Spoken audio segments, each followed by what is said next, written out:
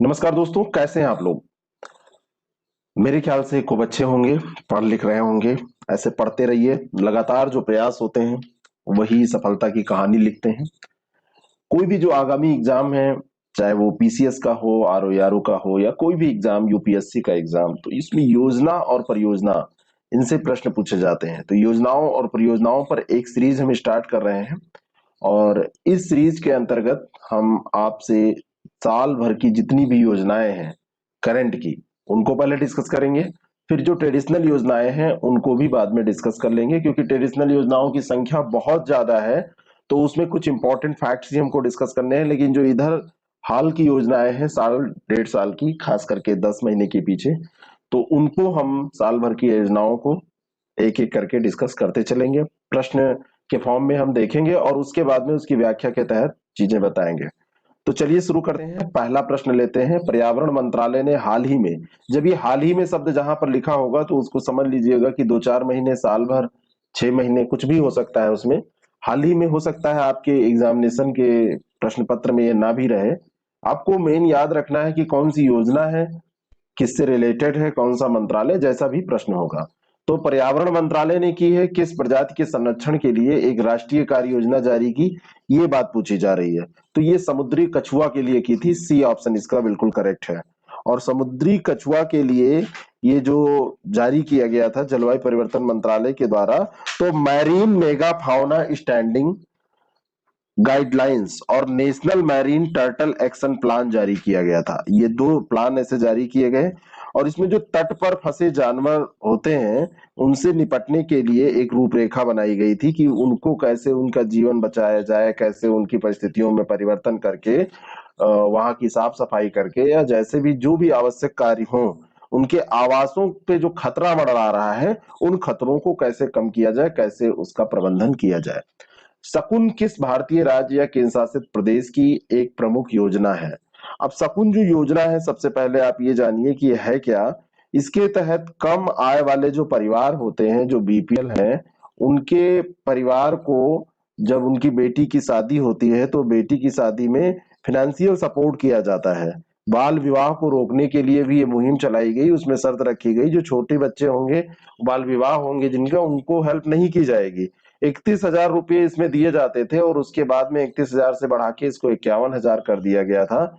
और ये शकुन योजना थी पंजाब की। ए ऑप्शन इसका बिल्कुल करेक्ट है। आयुष्मान सीएपीएफ योजना राष्ट्रीय स्वास्थ्य प्राधिकरण एनएचए और किस मंत्रालय की संयुक्त पहल है। किसकी संयुक्त पहल है? तो ये जो है, केंद्रीय गृह मंत्री अमित शाह ने आयुष्मान सीएपीएफ योजना लॉन्च की थी। और इसमें केंद्रीय सशस्त्र पुलिस बल के लगभग 10 लाख कर्मियों और उनके परिवार के सदस्यों को लाभ देने की बात की गई थी। और ये गृह मंत्रालय के साथ में राष्ट्रीय स्वास्थ्य प्राधिकरण की, तो राष्ट्रीय स्वास्थ्य प्राधिकरण यहाँ पे दिया हुआ है। तो ये किस साथ में, कौन सा मंत्रालय हो जाएगा? गृह मंत्रालय। तो इनकी एक संयुक्त पहल है। 24,000 अस्पतालों में ये कैशलेस और पेपरलेस चिकित्सा की बात की गई थी। सीएपीएफ जो केंद्रीय सशस्त्र पुलिस बल है, उनके जवानों के लिए इसको चालू किया गया था। किस केंद्रीय मंत्री ने कर्नाटक के बागलकोट में विभिन्न किसान हितैषी परियोजनाओं का उद्घाटन और शिलान्यास किया? तो किसान हितैषी परियोजनाएं जो ये शुरू की गई थी, तो ये अमित शाह ने शुरू किया था, जो गृह मंत्री हैं। बी ऑप्शन इसका बिल्कुल करेक्ट है। और ये बात है 17 जनवरी 2021 की। बहुत कम पूछे जाने की यूपी में इसकी संभावना है, लेकिन कर्नाटक में पड़ता है बागलकोट। बागलकोट में ये हुआ था, तो हो सकता है स्थान आपसे कभी पूछ लिया जाए, चर्चा में रहे, तो इसलिए ये इंपॉर्टेंट हो जाता है प्रश्न। प्रधानमंत्री कौशल विकास योजना के बारे में सत्य कथन आपको बताना है। प्रधानमंत्री कौशल विकास योजना, पहला जो इसमें स्टेटमेंट है कि इस योजना को 2015 में शुरू किया गया। बहुत सही से इसको याद कर लीजिए। 2015 में यह योजना कौशल विकास और उद्यमिता मंत्रालय, एमएसडीई, है ना, ministry of skill development and entrepreneurship, इसकी एक प्रमुख योजना है। और इसका कार्यान्वयन राष्ट्रीय कौशल विकास निगम कर रहा है। पूछा जा रहा है कौन सा सत्य है, तो ये तीनों स्टेटमेंट इसके बारे में सत्य है। उपयुक्त सभी सही हो जाएंगे। डी ऑप्शन इसका बिल्कुल करेक्ट हो जाएगा। आप अगर ऐसे ही प्रश्नों को जीएस के साथ प्रैक्टिस करना चाहते हैं, हमारे टेस्ट सीरीज प्रोग्राम जो आरओ यूपीपीसीएस सबके लिए हैं, आप जरूर ज्वाइन करें। टेस्ट सीरीज क्यों होती है? आप प्रैक्टिस करते हैं। टेस्ट सीरीज कई लोगों का कहना है कि उससे कितने क्वेश्चन डायरेक्ट आएंगे। क्वेश्चन फंसाने के लिए नहीं होते, हम लोग पेपर आउट करने का कोई गिरोह नहीं चला रहे हैं, यहाँ पर तैयारी करने का मेन पर्पज होता है। तो जब क्वेश्चन बैंक है आपके पास होता है तो उसकी व्याख्या पढ़ते हैं और इन सब चीजों में आपके क्वेश्चन बहुत तैयार हो जाते हैं, तो आपको आसानी होती है पेपर देने में। इसके लिए आपको 6307281212 6307281212 पर व्हाट्सएप या कॉल करना है, और आईएएस प्रेप एकेडमी ऐप को डाउनलोड करके वहां से भी आप ज्वाइन कर सकते हैं। नोएडा से किस हाई स्पीड रेल परियोजना के लिए लिडार सर्वेक्षण शुरू किया गया? बहुत इंपॉर्टेंट प्रश्न है, पूछा जा सकता है। तो ये Delhi Varanasi high speed rail corridor, Delhi Varanasi high speed rail corridor Noida से शुरू किया गया है। और ये जो कॉरिडोर है, ये इसमें जो लिडार टेक्नोलॉजी है, लाइट डिटेक्शन एंड रेंजिंग सर्वे, ये जो सर्वेक्षण है, तो ये लाइट डिटेक्शन एंड रेंजिंग सर्वे सर्वेक्षण जो बात हो रही है, तो इसके तहत ये ग्रेटर नोएडा से शुरू हुआ है। और एक हेलीकॉप्टर, एरियल लिडार और इमेजरी सेंसर के साथ उसको सुसज्जित करके हेलीकॉप्टर को, और उससे ये सर्वे किया जा रहा है। सी ऑप्शन इसका बिल्कुल करेक्ट हो जाएगा। इसमें कैमरे लगाए जाते हैं जिससे पिक्चर्स लिए जा सके, देखा जा सके। जम्मू कश्मीर की नई औद्योगिक विकास योजना JNK-IDS 2021 एक केंद्रीय क्षेत्र की योजना है, पहला स्टेटमेंट है। और दूसरा है कि यह योजना भारत सरकार द्वारा पहली बार ब्लॉक स्तर पर शुरू की गई औद्योगिक प्रोत्साहन योजना है। ये दोनों की दोनों बातें यहाँ पर सही हैं। ये जम्मू कश्मीर में भले ही क्रियान्वित की जा रही है, केंद्र शासित प्रदेश है जम्मू कश्मीर अब, लेकिन ये जो योजना है, ये योजना केंद्र सरकार के द्वारा तैयार की गई है, भारत सरकार के द्वारा तैयार की गई है। उद्देश्य है इसका, केंद्र शासित प्रदेश जो जम्मू कश्मीर है उसमें ब्लॉक स्तर पर औद्योगिक विकास करना, यानी कि ब्लॉक लेवल पर ये डेवलपमेंट हो पाए, इंडस्ट्रियल डेवलपमेंट, क्योंकि काफी पिछड़ा है। और जब से ये इसको दो भागों में बांटा गया है, लद्दाख और जम्मू कश्मीर के रूप में ये नए रूप में आया है, तो वहां पे कई योजनाएं चलाई जा रही हैं, कई परियोजनाएं, जिससे कि उसका विकास हो सके, लोगों को मुख्य धारा में लाया जा सके, जैसे जो बहुत सारी अन्य गतिविधियों में वो एंगेज रहते हैं उससे हटाया जा सके। हाल ही में किस राज्य ने धिया दी लोहड़ी और बसेरा योजना लॉन्च की?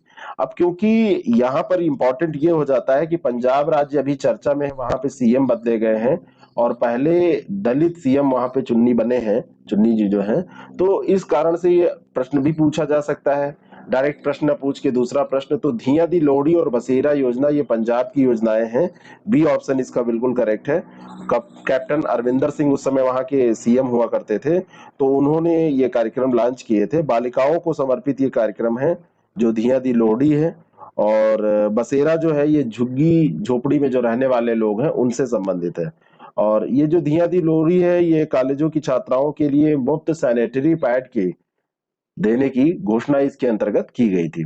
अगला जो प्रश्न है, निम्नलिखित कथनों पर विचार करें। हाल ही में भारतीय रिजर्व बैंक ने भुगतान और संरचना विकास कोष योजना के संचालन की घोषणा की। ये जो योजना है PIDF योजना इसको बोल रहे हैं, ये कोष, तो ये यानी कि पेमेंट इंफ्रास्ट्रक्चर डेवलपमेंट फंड, बहुत ज्यादा इंपॉर्टेंट ये प्रश्न है, तो इसकी घोषणा की है। और भुगतान और संरचना कोष का संचालन 1 जनवरी 2021 से 1 जनवरी 2020 तक किया जाएगा। दूसरा जो स्टेटमेंट है इस पे ध्यान दीजिएगा, इसका जो संचालन है वो 1 जनवरी 2021 से फिर आगे 3 वर्षों के लिए किया जाना था, यानी कि 21 से 22, 22 से 23, 23 से 24, तो 2024 दिया होता तो सही होता, यहाँ पर ये गलत हो गया। ए ऑप्शन इसका बिल्कुल करेक्ट हो गया। PIDF को 3 सालों के लिए भारतीय रिजर्व बैंक ने इसको क्या किया है, लागू करने की बात की है, घोषणा जो की गई थी, तो 3 सालों की बात की गई थी। अंगमाली अजुथा सबरी रेल परियोजना जो हाल ही में खबरों में थी, इसका निर्माण किस राज्य में किया जाएगा?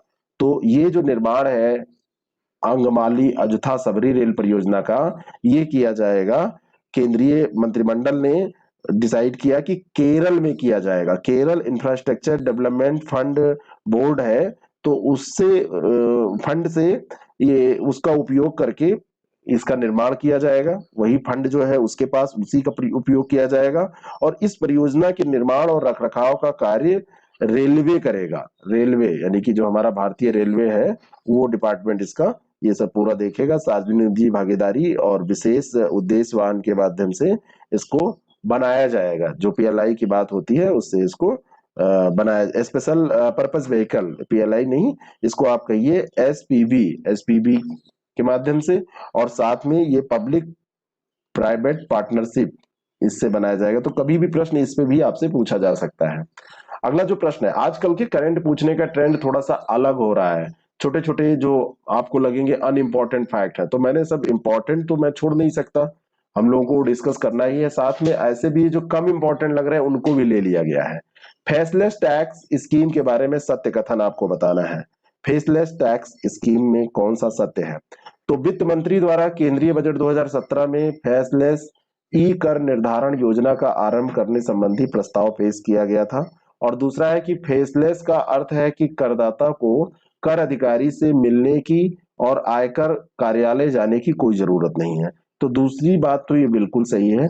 फेसलेस का मतलब यही है कि करदाता जो है वो बिना मिले, भाई जब मिलता था तो कुछ इसमें व्यक्तिगत हित भी हो जाते थे, गड़बड़ हो जाता था।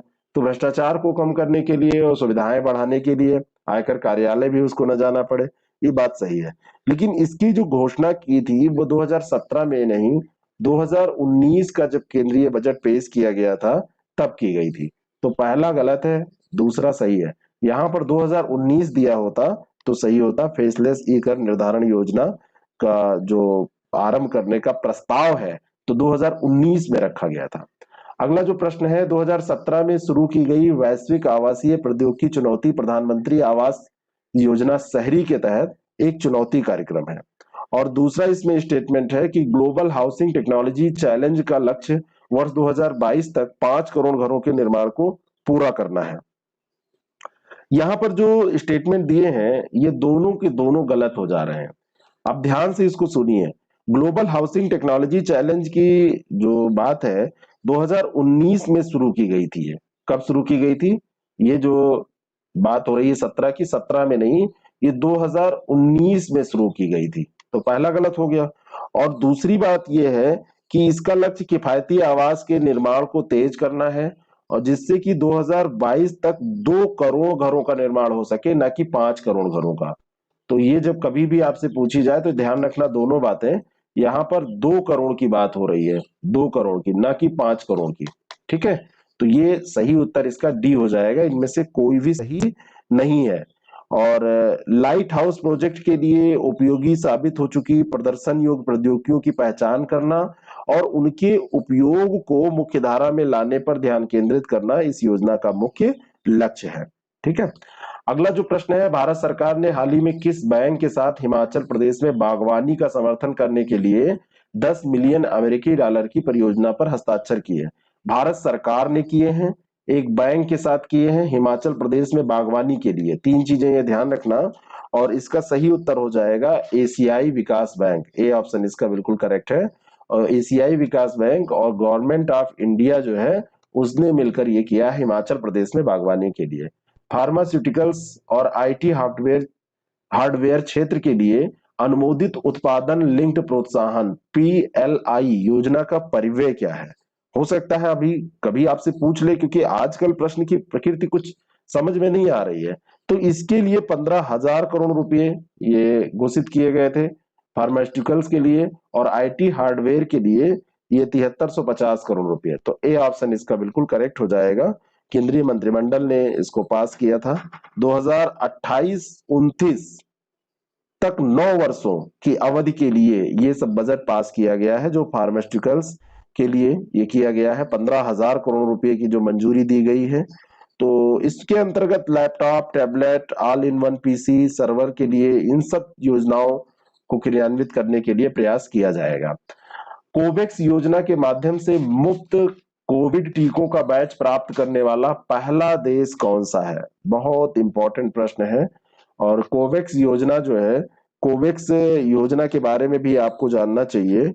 विश्व स्वास्थ्य संगठन के साथ, गावी के साथ, और मतलब आप ये ऐसे ही इसको याद कर लीजिए, एक तो WHO इसमें था, तो और साथ में इसमें था गावी। तो गावी विश्व स्वास्थ्य संगठन के साथ में कोवैक्स पहल शुरू करने वाला जो कार्यक्रम जो था ये, तो इन्होंने ही शुरू किया था। गरीब देशों में टीके प्रदान करने का इसका लक्ष्य था। और पहला इसको मिला था घाना को। ए ऑप्शन इसका बिल्कुल करेक्ट हो जाएगा, घाना को मिला था। स्फूर्ति योजना में टी का क्या मतलब है? स्फूर्ति का फुल फॉर्म हम देख लेते हैं। स्फूर्ति का मतलब है scheme of fund for regeneration of traditional industries. तो टी फॉर यहाँ पर ट्रेडिशनल है, बी ऑप्शन इसका बिल्कुल करेक्ट हो जाएगा। पारंपरिक उद्योगों और कारीगरों को समूहों में व्यवस्थित करने के लिए scheme for fund for regeneration of traditional industry, ये योजना शुरू की गई। ठीक है, ये योजना 85 करोड़ रुपए का इसमें वित्त प्रबंधन भी किया गया और योजना शुरू की गई। अगला जो प्रश्न है, कौन सी संस्था अंतर राज्य विद्युत ट्रांसमिशन परियोजना को बढ़ाने के लिए असम को 304 मिलियन अमेरिकी डॉलर का ऋण प्रदान करेगी? अब ये क्योंकि असम को दिया जा रहा है और संस्था ये विश्व स्तर की है, इस कारण से इंपॉर्टेंट है। तो ये एशियन इंफ्रास्ट्रक्चर इन्वेस्टमेंट बैंक है, असम को दे रही है अंतरराज्य विद्युत ट्रांसमिशन के लिए। बी ऑप्शन इसका करेक्ट है, ध्यान रखना। 304 मिलियन डॉलर का इसके अंतर्गत ऋण दिया गया, 304 मिलियन डॉलर। पुगलुर त्रिशूर परियोजना का संबंध भारत के किस राज्य से है? पुगलुर त्रिशूर परियोजना, तो Pugalur Thrissur high voltage direct current power transmission corridor अभी शुरू हुआ था केरल में, तो उसी से ये रिलेटेड परियोजना है। बी ऑप्शन इसका बिल्कुल करेक्ट है। बिजली की जो बढ़ती जरूरतें हैं, साथ में बड़ी मात्रा में जो बिजली ट्रांसमिशन में समस्याएं आती हैं, तो उन सुविधाओं को बढ़ाने के लिए यहाँ पर किया गया केरल में।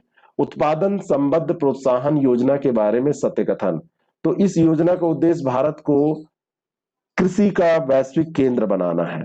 ठीक है, तो अभी क्या हुआ, ये पीएलआई योजना के बारे में अगर हम बात करें तो, और ये योजना का कार्यान्वयन जो है 1 अप्रैल 2021 से शुरू किया जाएगा। तो इस योजना का उद्देश्य है कि भारत को दूरसंचार उपकरण निर्माण का हब बनाया जाए। जो पीएलआई दो ये शुरू किया गया था 1 अप्रैल 2021 से। तो दूसरा तो सही है, यहाँ पे कृषि उपकरण का या कृषि का वैश्विक केंद्र बनाना नहीं था, इस योजना का दूरसंचार उपकरण निर्माण का वैश्विक केंद्र बनाना उद्देश्य था। और इस योजना का कार्यान्वयन 1 अप्रैल 2021 से शुरू किया गया, और इसमें जो न्यूनतम सीमा निर्धारित की गई थी बिक्री दर की और जो मानदंड रखे गए थे, तो इन सबको थोड़ा सा कमजोर किया गया, थोड़ा सा ढीला किया गया, जिससे कि इसका लाभ सब लोग उठा सकें और इसमें डेवलपमेंट हो सके। कई बार बहुत सारी योजनाओं के कारण ऐसा, मतलब उसमें रूल्स जो होते हैं उनके कारण नहीं योजनाएं फेल हो जाती हैं। और विभिन्न श्रेणियों और वर्षों के लिए 4 से 7% के मध्य प्रोत्साहन राशि भी इसमें प्रदान करने की बात की गई थी। एमएसएमई के लिए न्यूनतम निवेश सीमा 10 करोड़ रुपए और अन्य के लिए न्यूनतम निवेश सीमा 100 करोड़ रुपए इसमें निर्धारित की गई थी। अगला जो प्रश्न है, प्रधानमंत्री किसान संपदा योजना किस केंद्रीय मंत्रालय के तहत लागू की जा रही है? तो जो पीएमकेएसवाई है, पीएमकेएसवाई जो योजना है, ये मंत्रालय आपसे पूछा जा रहा है, तो खाद्य प्रसंस्करण उद्योग मंत्रालय, खाद्य प्रसंस्करण उद्योग मंत्रालय, सी ऑप्शन इसका बिल्कुल करेक्ट हो जाएगा। और ये जो योजना है, ये प्रधानमंत्री किसान संपदा योजना में 2 योजनाओं के लिए 363.4 करोड़ रुपए की 20 परियोजनाओं को मंजूरी दी गई है। ठीक है, तो किसान संपदा योजना के तहत 2 योजनाओं को इसमें इतना बजट दिया गया है। अब ये जो योजना है, इसमें जैसे क्या किया जाएगा, इस उद्योग क्षेत्र को, मतलब खाद्य प्रसंस्करण क्षेत्र जो है उसको बढ़ाया जाएगा, है ना। प्रधानमंत्री किसान संपदा, अब जैसे किसानों को क्या होता है, किसानों की जो आय होती है उसको बढ़ाने के लिए, जैसे मार्केट और किसान के बीच में यह है कि खेत में किसान पैदा करता है और मार्केट में जब वो जाता है तो मार्केट के और इसके बीच में बिचौलिए आ जाते हैं, ये चीज है।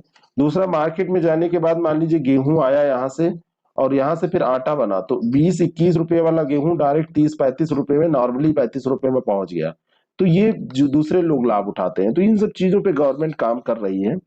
अब इस योजना में अब इनको लिंक करके यही किया जाएगा कि लाभ ज्यादा मिले। केंद्र सरकार ने फरवरी 2021 तक कितने सेक्टर के लिए उत्पादन लिंक्ड इंसेंटिव पीएलआई योजना को मंजूरी दी?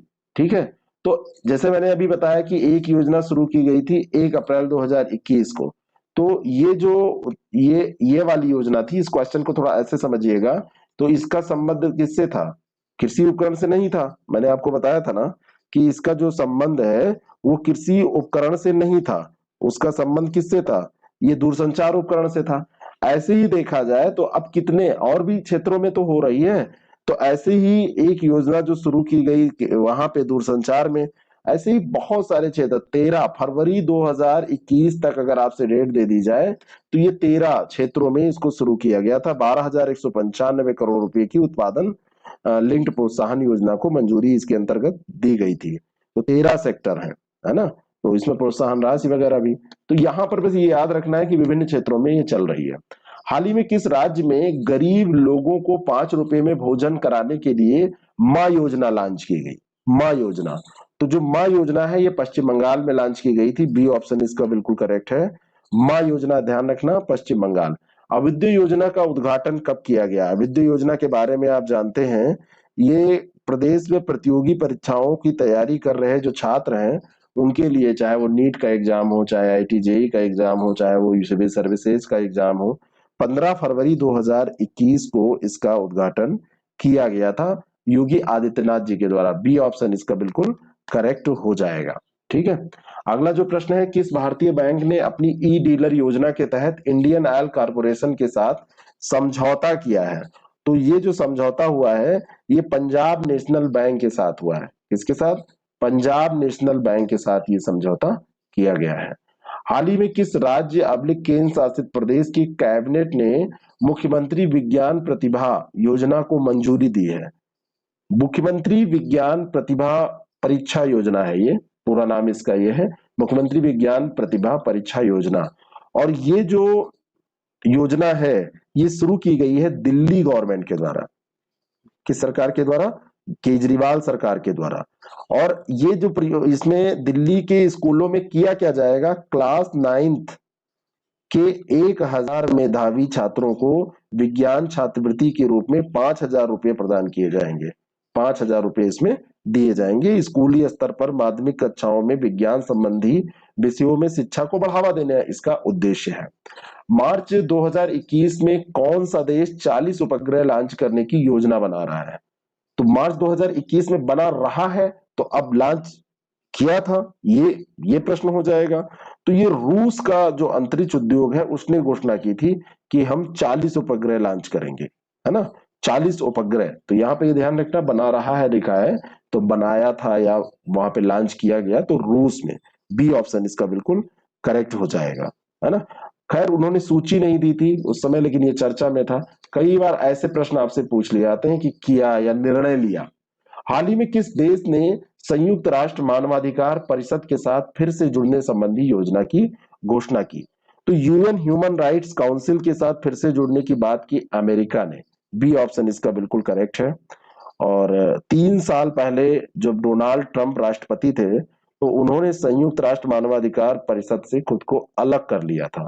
संयुक्त राष्ट्र मानवाधिकार परिषद का पुनर्गठन वर्ष 2006 में, इसकी पूर्ववर्ती संस्था थी एक UN commission of human rights, है ना। तो उसी को बदल के ये किया गया था संयुक्त राष्ट्र मानवाधिकार परिषद इसका नाम। तो उस पे कुछ विश्वसनीयता का अभाव था तो उसको दूर करने के लिए ऐसा किया गया था। इसका मुख्यालय जो है वो जिनेवा में है और स्विट्जरलैंड में। कहाँ पर? जिनेवा में है, जिनेवा स्विट्जरलैंड में है। और वर्तमान में संयुक्त राष्ट्र मानवाधिकार परिषद के अगर आपसे सदस्य पूछ लिए जाए तो 47 इसमें मेंबर है। 47 मेंबर है। स्विट्जरलैंड जिनेवा में इसका मुख्यालय है। और इसमें आवंटन जो सीटों का होता है प्रतिवर्ष निर्वाचन के आधार पर किया जाता है। निम्नलिखित कथनों पर विचार करें। श्रीलंका के जाफना प्रायद्वीप के किनारे स्थित 3 द्वीपों में एक चीनी ऊर्जा परियोजना के लिए उसने मंजूरी दे दी है। 3 द्वीपों में से एक ने। यह स्थान तमिलनाडु तट से मात्र 50 किलोमीटर दूर स्थित है। पहला स्टेटमेंट और दूसरा स्टेटमेंट दोनों देखिए, ये दोनों स्टेटमेंट सही है। अब यहाँ पे चीनी ऊर्जा परियोजना को मंजूरी दी है और ये भारत से नजदीक है, तो ऐसे में ये इंपॉर्टेंट हो जाता है ना। चीन का अगर हस्तक्षेप होगा बॉर्डर पे तो भारत के लिए भी वो खतरा होता है। तो ऊर्जा परियोजना कौन यहाँ पे? चीन चलाएगा। और इस समय देखिए श्रीलंका की हालत भी बहुत खराब। चीन देखिए वो अच्छे समय का साथी है, अगर आप उसको लाभ देंगे, आपसे लाभ मिलने वाला होगा तब तो वो साथ रहेगा। अब आपको कुछ खिलाना पड़े तो वो थोड़ी ना आपके साथ है। तो वही वाली स्थिति इसकी है। और ये जो द्वीप है यहाँ पर सीमित नौका सेवा द्वारा जाफना प्रायद्वीप से ये मतलब कनेक्टिविटी भी इसकी है। तो श्रीलंकाई नौसेना इसका प्रबंधन भी करती है, तो भारत के लिए ये खतरा हो सकता है अगर चीन ने उसको अपने हाथ में ले लिया। ये कौन सा देश है जहां पर सहतूत बांध निर्माण परियोजना का निर्माण हो रहा है? अब ये प्रश्न बड़ा इंपॉर्टेंट है। ये अफगानिस्तान में चल रहा था। अब वहां तो तालिबानी जो त्राय त्राय मचाए हैं। काबुल शहर में सुरक्षित पेयजल जरूरतों को पूरा करने के लिए इसको शुरू किया गया था। आसपास के क्षेत्रों को सिंचाई भी इससे उपलब्ध हो पाती, बिजली भी मिल पाती, मतलब एक ऐसी बहुउद्देशीय ये परियोजना थी। और भारत और अफगानिस्तान इसको मिलकर कर रहे थे, इस कारण से ये इंपॉर्टेंट था। ठीक है, लेकिन इंपॉर्टेंट तो अभी भी है क्योंकि पूछा जा सकता है। तपोवन जल विद्युत परियोजना का निर्माण किस नदी पर किया जा रहा है? एक योजना ये भी हम देख लें, परियोजना। तो इसका निर्माण किया जा रहा है धौली गंगा नदी पर। धौली गंगा नदी पर। बी ऑप्शन इसका बिल्कुल करेक्ट हो जाएगा। और तपोवन जल विद्युत परियोजना, ये विष्णुगढ़, जो तपोवन विष्णुगढ़ जल विद्युत संयंत्र है, तो वो इस पे लगाया गया है। 520 मेगावाट की एक नदी जल विद्युत परियोजना है। उत्तराखंड में एक पड़ता है चमोली, तो तपोवन जल विद्युत परियोजना चमोली में है। ठीक है, चलो चमोली नदी में धौली गंगा वहां से निकलती हैं। तो चमोली नदी में धौली गंगा, चमोली जिले में धौली गंगा नदी पर इसका निर्माण किया जा रहा है। और नंदा देवी ग्लेशियर का एक हिस्सा टूटकर अभी वहां पे, जब उसी समय की बात है फरवरी में, तो धौली गंगा में गिरा था तो नदी में अचानक भयानक बाढ़ आ गई थी। तो ये जो विद्युत परियोजना है, इसको भी नुकसान हुआ था काफी है, क्योंकि अभी बन रही है तो इसको भी नुकसान हुआ था, इस कारण से ये चर्चा में आई थी। तो अगले सेगमेंट में हम 31 से क्वेश्चन शुरू करेंगे और आगे तक देखेंगे। और ऐसे ऐसे एपिसोड आते रहेंगे, ऐसे ही आर्थिक का जैसे आ रहा है, योजना का आ रहा है, ऐसे आर्थिक आएगा, ऐसे एनवायरमेंट आएगा, तो सब सेगमेंट आसानी से आपके तैयार हो जाएंगे। अच्छे से देखिए, इसको जुड़े रहिए। कोई भी टेस्ट सीरीज या कोई भी प्रोग्राम हमारा जो है उससे जुड़ने के लिए इस पे, इन नंबरों पे, एक ही नंबर है व्हाट्सएप और कॉन्टेक्ट का दोनों, तो इस पे आप कांटेक्ट कर सकते हैं या व्हाट्सएप कर सकते हैं। नमस्कार दोस्तों, कैसे हैं आप लोग? 31वां प्रश्न हम योजना परियोजना के अंतर्गत अब देखने जा रहे हैं। 30 प्रश्न हमारे कंप्लीट हुए। केंद्र सरकार ने आगामी वित्तीय वर्ष 2021-22 के लिए प्रधानमंत्री फसल बीमा योजना के लिए कितने करोड़ रुपए का आवंटन किया है? बजट के अंतर्गत यह प्रावधान किया गया था। वित्तीय वर्ष जब 21-22 की बात हो रही है, बजट का ये प्रावधान है। और इसके अंतर्गत जो हम प्रश्न देख रहे हैं उसमें जहां से भी योजना पे प्रश्न बनेंगे सब हम कवर कर रहे हैं। 16,000 करोड़ रुपए इस वर्ष के लिए इसमें रखे गए हैं। और ये जो फसल बीमा योजना है, इसमें फसलों की सुरक्षा को बढ़ाने के लिए प्रयास किया जाता है। 13 जनवरी जो PMFBY है, 13 जनवरी 2016 को इसको शुरू किया गया था। और ये जो योजना है इसके अंतर्गत बाढ़, आंधी, तेज बारिश, इसके चलते जो भी फसल का नुकसान होता है उसकी भरपाई की जाती है। समग्र शिक्षा योजना से वित्त पोषित आवासीय विद्यालयों और छात्रावासों के नाम क्या रखे गए हैं? जो भी आवासीय विद्यालय और छात्रावास हैं उनके नाम नेताजी सुभाष चंद्र बोस के नाम पर रखा गया है। नेताजी सुभाष चंद्र बोस आवासीय विद्यालय, इस तरीके से। और ये समग्र शिक्षा योजना क्योंकि पूरे जहां भी चलती है, जो भी राज्य हैं जहां पर केंद्र शासित प्रदेश जहां पर इनको चलाया जाता है, तो हर जगह इनका नाम यही रखा गया है। ए ऑप्शन इसका बिल्कुल करेक्ट है। 383 आवासीय विद्यालय और 680 छात्रावासों का नाम इनके नाम पर रखा जा चुका है। डोभी दुर्गापुर प्राकृतिक गैस पाइपलाइन जो प्रधानमंत्री ऊर्जा गंगा परियोजना का एक हिस्सा है, एक है प्रधानमंत्री ऊर्जा गंगा परियोजना और उसका हिस्सा है डोभी दुर्गापुर प्राकृतिक गैस पाइपलाइन। किस राज्य में ये डोभी दुर्गापुर प्राकृतिक गैस पाइपलाइन स्थित है? इस प्रश्न का सही उत्तर हो जाएगा पश्चिम बंगाल। बी ऑप्शन इसका बिल्कुल करेक्ट है। 348 किलोमीटर की ये परियोजना, लंबाई इसकी है 348 किलोमीटर। डोभी दुर्गापुर प्राकृतिक गैस पाइपलाइन, ये सेक्शन जो है इसकी लंबाई है। इसको प्रधानमंत्री मोदी ने समर्पित किया था देश को। हल्दिया रिफाइनरी की दूसरी कैटेलिटिक इसो डेवेक्सिंग इकाई इसको बोलते हैं, उसकी आधारशिला भी इन्होंने रखी थी। भारत की पहली भूतापीय क्षेत्र विकास परियोजना कहां पर स्थापित की जाएगी? मोस्ट इंपॉर्टेंट प्रश्न में है, तो आप इस पे 3 4 5 जो भी स्टार लगाने हो लगा लीजिए। पूछेगा क्या आयोग? किसी को नहीं पता, लेकिन क्या पूछना चाहिए ये तो सबको पता होता है। अगर अच्छे से एनालाइज किया जाए, आप लोग भी जान जाते हैं। तो हम लोग क्या पूछा जा सकता है उसकी तैयारी कर रहे हैं। क्या वो पूछ लेगा, ये तो गारंटी नहीं ली जा सकती। तो भारत की पहली भूतापीय क्षेत्र विकास परियोजना लेह में स्थापित की जाएगी, बी ऑप्शन इसका करेक्ट हो जाएगा।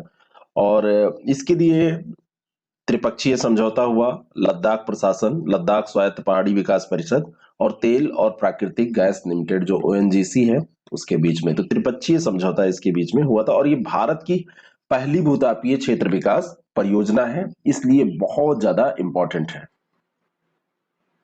अगला प्रश्न है कि हाल ही में किस देश ने उत्तरी सागर में दुनिया का पहला ऊर्जा द्वीप बनाने संबंधी एक परियोजना को मंजूरी दी है। तो परियोजना को मंजूरी प्रदान की है, जो कि दुनिया का पहला ऊर्जा द्वीप बनाने संबंधी है ना। एनर्जी आइलैंड नॉर्थ सी में ये बनाने जा रहा है, और ये है डेनमार्क। सी ऑप्शन इसका बिल्कुल करेक्ट हो जाएगा। उत्तरी सागर में दुनिया का पहला ऊर्जा द्वीप ये बनेगा, बहुत बड़ा होगा। जैसे फुटबॉल के मैदान अगर ले लें तो 18 फुटबॉल के मैदानों को अगर आप जोड़ लें, उतना ज्यादा इसका एरिया होगा, इतने एरिया को ये कवर करेगा। और वहां पे जो ऊर्जा की जरूरतें हैं उनको पूरा करने, विद्युत आवश्यकताओं को पूरा करने के लिए हरित ऊर्जा का उत्पादन और भंडारण किया जाएगा। परिवार पहचान पत्र योजना का संबंध भारत के किस राज्य से है? कौन सा राज्य है जो परिवार पहचान पत्र योजना शुरू कर रहा है? फैमिली आइडेंटिटी कार्ड, और ये है हरियाणा। सी ऑप्शन इसका बिल्कुल करेक्ट हो जाएगा। और ये प्रत्येक परिवार को एक 8 यानी 8 डिजिट अल्फा न्यूमेरिक प्रदान किया जाएगा। अल्फा न्यूमेरिक होगा, जिसमें जैसे होता है ना, आपको लिख दिया जाए RP13K, इस तरीके से इसको बनाया जाएगा। 8 डिजिट का होगा, और हरियाणा में निवास करने वाले सभी लोगों को वो जारी किया जाएगा। और पंजीकरण पहचान पत्र उन लोगों को भी जारी कर दिया जाएगा जिनके पास अभी निवास के बारे में पूरा डेटा नहीं है, उसको पूरा नहीं करते हैं उन शर्तों को, तो उनको पंजीकरण पहचान पत्र जारी किया जाएगा, उसको पीपीपी बोलेंगे, ठीक है ना। और सॉरी, पंजीकरण पहचान पत्र, अब उसको जो भी बोल दीजिए, रजिस्ट्रेशन आइडेंटिफिकेशन ये होगा। और जो पीपीपी तो है वो परिवार पहचान पत्र, तो ये ध्यान रखना है आपको। ये आपसे बस इतना पूछा जाएगा कि परिवार पहचान पत्र योजना किस स्टेट से संबंधित है। प्रधानमंत्री मातृ वंदना योजना, जिसने 1.75 करोड़ लाभार्थियों का आंकड़ा पार कर लिया है, किस केंद्रीय मंत्रालय की ये योजना है? बहुत इंपॉर्टेंट प्रश्न है। ये जो मंत्रालय है वो महिला और बाल विकास मंत्रालय है। अब जरा इसके बारे में और बात कर लेते हैं। प्रधानमंत्री वंदना जो मातृ वंदना योजना है, कब शुरू की गई? ये 2016 में इसको लॉन्च किया गया था। गर्भवती महिलाओं और स्तनपान कराने वाली जो महिलाएं हैं, उनको उनके पहले बच्चे के जन्म पर 3 किस्तों में 5,000 रुपये इसमें मिलते हैं। कितने? 5,000 रुपये मिलते हैं, और इसकी 3 किस्तें होती हैं। 3 किस्तों में ये दिए जाते हैं, है ना। और इसी में ये आंकड़ा है कि 2020 तक 1.75 करोड़ लाभार्थियों का आंकड़ा इसने पार कर लिया है। निम्नलिखित में से अटल बीमित व्यक्ति कल्याण योजना के बारे में सत्य कथन कौन सा है, ये आपको बताना है। ABVKY। इस योजना को कर्मचारी कल्याण राज्य बीमा निगम द्वारा कार्यान्वित किया जा रहा है। इसके तहत बीमित व्यक्ति के लिए बेरोजगार होने पर नगद मुआवजा का प्रावधान किया गया है, और ये योजना 2018 में शुरू की गई थी। ये सभी के सभी स्टेटमेंट इसके बारे में सही है। डी ऑप्शन इसका बिल्कुल करेक्ट हो जाएगा। 2018 में ये शुरू की गई थी। नगद मुआवजा दिया जाता है बेरोजगार अगर होते हैं कोई, ठीक है, तो ये ध्यान रखना। अगर इसमें आपसे पूछा जाए कि मुआवजा देने का प्रावधान है या नहीं, तो नगद मुआवजा का प्रावधान इसके अंतर्गत किया गया है। मित्र योजना, जिसकी घोषणा हाल ही में केंद्रीय बजट में की गई। हाल ही में का मतलब होता है जो लेटेस्ट अभी आया था, तो लास्ट का अभी का जो केंद्रीय बजट है 2021-22 का, तो उसमें मित्र योजना, तो मेगा इन्वेस्टमेंट टेक्सटाइल पार्क इसका फुल फॉर्म है। मेगा इन्वेस्टमेंट टेक्सटाइल पार्क इसका फुल फॉर्म है, और ये कपड़ा मंत्रालय की योजना है। बी ऑप्शन इसका बिल्कुल करेक्ट है। और प्रोडक्शन लिंक इंसेंटिव के तहत, PLI के तहत इसको शुरू किया गया है। और इसका उद्देश्य क्या है इस योजना का? तो इसका उद्देश्य है इस उद्योग को और ज्यादा प्रतिस्पर्धी बनाना, है ना। और इससे क्या होगा? निवेश आकर्षित होगा, रोजगार सृजन को बढ़ावा मिलेगा, 3 वर्षों में 7 टेक्सटाइल पार्क स्थापित करने की इसके अंतर्गत योजना बनाई गई है। 3 वर्ष में 7 टेक्सटाइल पार्कों की स्थापना। अरुण जल विद्युत परियोजना का निर्माण किस देश में किया जा रहा है? अरुण जो जल विद्युत परियोजना है, ये नेपाल में निर्मित की जा रही है। सी ऑप्शन इसका बिल्कुल करेक्ट है। उस समय प्रधानमंत्री केपी शर्मा ओली हुआ करते थे और केपी शर्मा ओली ने नेपाल का जो निवेश बोर्ड है और उसने भारत के सतलुज जल निगम जो विद्युत निगम का कार्यभार देखने वाला हमारे यहाँ का जो संस्थान है, उसके साथ बातचीत इनकी हुई थी। उनको अपना कार्य सौंपा था कि वही निर्माण इसका करेंगे। और ये लेकिन अब वहां के ये ध्यान रखना, जुलाई 2021 में वहां पर सत्ता परिवर्तन हुआ है और अब शेर बहादुर देवबा वहां के नए पीएम हैं। शेर बहादुर देवबा वहां के नए पीएम हैं, ये ध्यान रखना। सरकार ने न्यूनतम समर्थन मूल्य योजना में कितने नए लघु वन उत्पादों को सम्मिलित किया है? लघु वन उत्पाद कितने सम्मिलित किए गए हैं? इसके अंतर्गत 14 लघु वन उत्पाद सम्मिलित किए गए हैं। इसमें टसर कोकून, सूखा कैथा, बांस, माल कांगनी, ये जंगली सूखे मशरूम, इन सबको शामिल किया गया है। जो न्यूनतम समर्थन मूल्य और लघु वन उपज योजना है, ये 2011 में शुरू की गई थी केंद्र सरकार के द्वारा, है ना? तब से ये चली आ रही है और धीरे धीरे इसको लिस्ट अपडेट किया जाता है। तो अभी लघु वन उत्पाद जो शामिल किए गए, उनकी संख्या बहुत इंपॉर्टेंट है आपके लिए। वैसे इसकी शुरुआत जो है, ये शुरू किया गया था न्यूनतम समर्थन मूल्य एवं लघु वन उपज योजना की मूल्य श्रृंखला करके, ऐसे इसको डेवलप किया गया था। तो उसमें जब श्रृंखला है तो धीरे धीरे सीरीज में अपडेट होती हैं चीजें। 2011 में ध्यान रखना है। अगला जो प्रश्न है, निम्नलिखित कथनों पर विचार करें। प्रधानमंत्री जन आरोग्य योजना कार्यक्रम जिन राज्यों में लागू किया गया, वहां स्वास्थ्य परिणामों में महत्वपूर्ण सुधार हुए हैं। और दूसरा है कि आयुष्मान भारत प्रधानमंत्री जन आरोग्य योजना द्वारा, यानी पीएम जय, सरकार पूरी तरीके से वित्त पोषित विश्व की सबसे बड़ी स्वास्थ्य बीमा आश्वासन योजना है। दोनों बातें यहां पर सही है। पीएम जय ये पूरे भारत की नहीं, पूरे विश्व की सबसे बड़ी योजना है। भारत तो में तो ये चल ही रही है ना? और इसमें 2-3 बातें आप ध्यान रखिएगा। ये पूरी तरीके से वित्त पोषित सरकार के द्वारा है। परिवार के आकार, आयु या लिंग पर कोई सीमा, मतलब उसका कोई प्रभाव इसमें नहीं पड़ता, कोई सीमा नहीं है। और इस योजना के तहत पहले से मौजूद विभिन्न चिकित्सीय परिस्थितियों और गंभीर बीमारियों को पहले दिन से ही शामिल कर लिया जाता है। कभी आपसे पूछा जाए तो पहले दिन से ही, जैसे बीमा हो, पहले दिन से ही, फर्स्ट डे से ही इसको शामिल कर लिया जाता है। ये एक इसकी इंपॉर्टेंट बात है। आकार, आयु या लिंग का कोई प्रभाव इस पे, फैमिली कितनी बड़ी है, ये सब कुछ प्रभाव इस पे नहीं पड़ता है। विवाद से विस्तार योजना का संबंध किससे है? तो ये अक्सर चर्चा में रहती है। जब निर्मला सीतारमण जी को आप सुनेंगे तो इसकी चर्चा कर ही देती हैं। विवाद से विश्वास योजना कराधान प्रणाली में वाद कम करने के लिए है ना? तो ए ऑप्शन इसका बिल्कुल करेक्ट हो जाएगा। बजट 2020-21 के अंतर्गत उज्ज्वला योजना का कितने करोड़ अतिरिक्त लाभार्थियों तक विस्तार करने का लक्ष्य रखा गया? क्वेश्चन को सही से पढ़िए। कितने करोड़ अतिरिक्त लाभार्थी? आप यहाँ पे टोटल लाभार्थियों की संख्या नहीं बताएंगे। 8 करोड़ परिवारों को इसका लाभ मिल गया है, 9 को मिलना है, अतिरिक्त कितने हुए? 1 करोड़। तो यही जो प्लस हुए हैं, यही पूछा जा रहा है। सी ऑप्शन इसका बिल्कुल करेक्ट हो जाएगा। 1 करोड़ अतिरिक्त लाभार्थियों का विस्तार इसके अंतर्गत किया जाएगा। प्रधानमंत्री आत्मनिर्भर स्वास्थ्य भारत योजना के लिए आगामी 6 वर्षों में कितना व्यय करने का प्रावधान बजट 2021-22 में रखा गया है? तो इसके अंतर्गत 2021-22 के अंतर्गत जो प्रावधान है वो है 64 करोड़ 180 रुपए का। ये ऑप्शन इसका बिल्कुल करेक्ट हो जाएगा, 64 करोड़ 180। तो 6 वर्ष में यह प्रावधान रखा गया है कि आगामी 6 वर्षों में इतना खर्च किया जाएगा प्रधानमंत्री आत्मनिर्भर स्वास्थ्य भारत योजना के अंतर्गत। एक बात यहां पर और मैं सोच रहा हूं ऐड किया जाए, उज्ज्वला योजना के बारे में थोड़ा सा मैं बताना चाहता हूं। इसकी शुरुआत कब हुई थी? 1 मई का, ये तिथि 1 मई 2016, 1 मई 2016 को इसकी शुरुआत की गई थी। गरीब महिलाओं को मुफ्त एलपीजी गैस कनेक्शन देने की बात इसके अंतर्गत की गई थी। कनेक्शन तो बांट दिए गए, लेकिन गैस जो है वो महंगी बहुत हो गई है ना? तो ये भी एक समस्या है गरीब लोगों के लिए। खेलो इंडिया योजना को किस वित्तीय वर्ष तक बढ़ाया गया है? बहुत ज्यादा इंपॉर्टेंट प्रश्न है।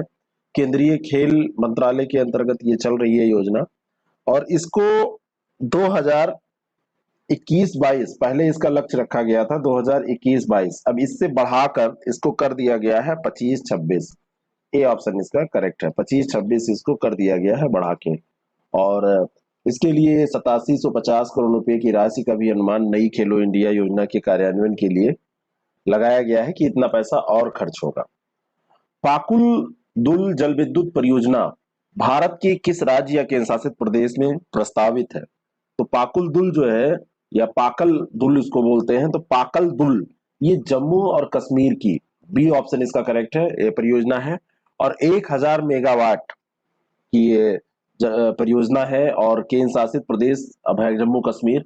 उसके किश्तवाड़ जिले में चिनाब की सहायक नदी है मरुशुदर नदी, ये ध्यान रखना, मरुशुदर रिवर, और ये सहायक नदी है चिनाब की, मतलब चिनाब की सहायक ये, तो उसी पर यह प्रस्तावित है, किश्तवाड़ जिले में है, मरुशुदर नदी पर यह प्रस्तावित है। हाल ही में किस राज्य के मुख्यमंत्री ने मुख्यमंत्री चिरंजीवी योजना की घोषणा की है? अब चिरंजीवी योजना में आपको कंफ्यूजन हो जाएगा, तो ये इसी समय रट लीजिए, अशोक गहलोत के साथ इसको याद कर लीजिए, उनकी उम्र ज्यादा भी है तो चिरंजीवी रहे वो, इस तरीके से। तो राजस्थान गवर्नमेंट, ए ऑप्शन इसका बिल्कुल करेक्ट है, 18 मार्च 2021 को इसको घोषित किया था उन्होंने, मुख्यमंत्री चिरंजीवी योजना, और सार्वभौमिक स्वास्थ्य योजना है ये। तो ये राजस्थान गवर्नमेंट की है, स्टेट लेवल की। निम्नलिखित में से राष्ट्रीय सामाजिक सहायता कार्यक्रम में शामिल योजनाएं कौन कौन सी हैं?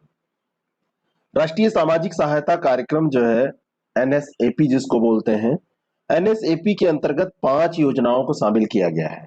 इन पांचों योजनाओं का नाम भी आपको पता होना चाहिए। इसके अंतर्गत एक योजना है IGNOAPS, यानी इंदिरा गांधी राष्ट्रीय वृद्धावस्था पेंशन योजना। दूसरी इसके अंतर्गत योजना है NFBS, ये भी सही है। एक अन्नपूर्णा योजना है। 2 योजनाएं और आप याद कर लीजिए जो इसके अंतर्गत शामिल हैं। एक योजना है इसके अंतर्गत इंदिरा गांधी राष्ट्रीय विधवा पेंशन योजना, तो एक विधवा वाली जो पेंशन योजना है वो, और एक इसके अंतर्गत योजना और है राष्ट्रीय विकलांगता पेंशन योजना, तो विकलांगता वाली भी इसमें जोड़ लीजिए, जो विकलांगता वाली पेंशन योजना है ये भी, ये 5 इसमें शामिल है। तो इसका उत्तर तो यही हो जाएगा कि इसमें से सभी शामिल है। ये आपसे पूछी जा सकती है। जो ये योजना है 15 अगस्त 1995 को लागू की गई थी, राष्ट्रीय सामाजिक सहायता कार्यक्रम 1995 में ये शुरू हुई थी, 15 अगस्त को। ठीक है। भारत 2035 तक बंदरगाह परियोजनाओं पर कितने बिलियन डॉलर का निवेश करेगा?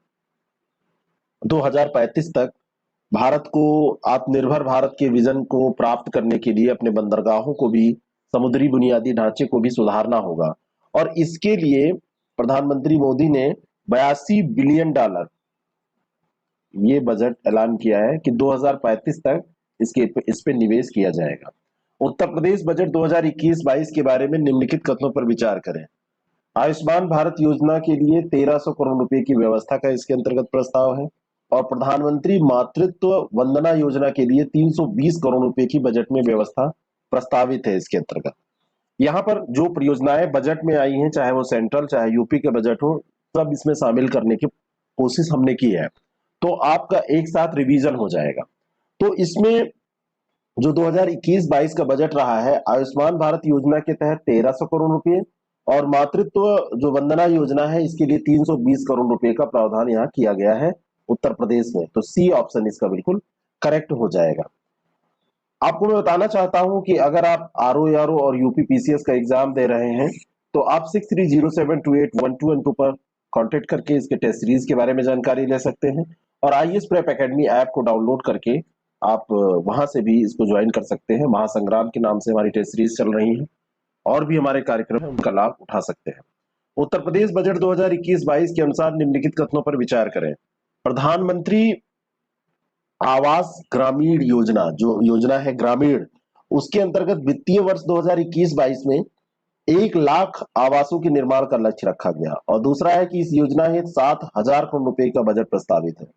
21-22 में इसके लिए जो बजट है वो तो 7,000 करोड़ है, लेकिन जो आवासों का लक्ष्य रखा गया है वो 1 लाख नहीं, वो 6 लाख आवासों का लक्ष्य रखा गया है।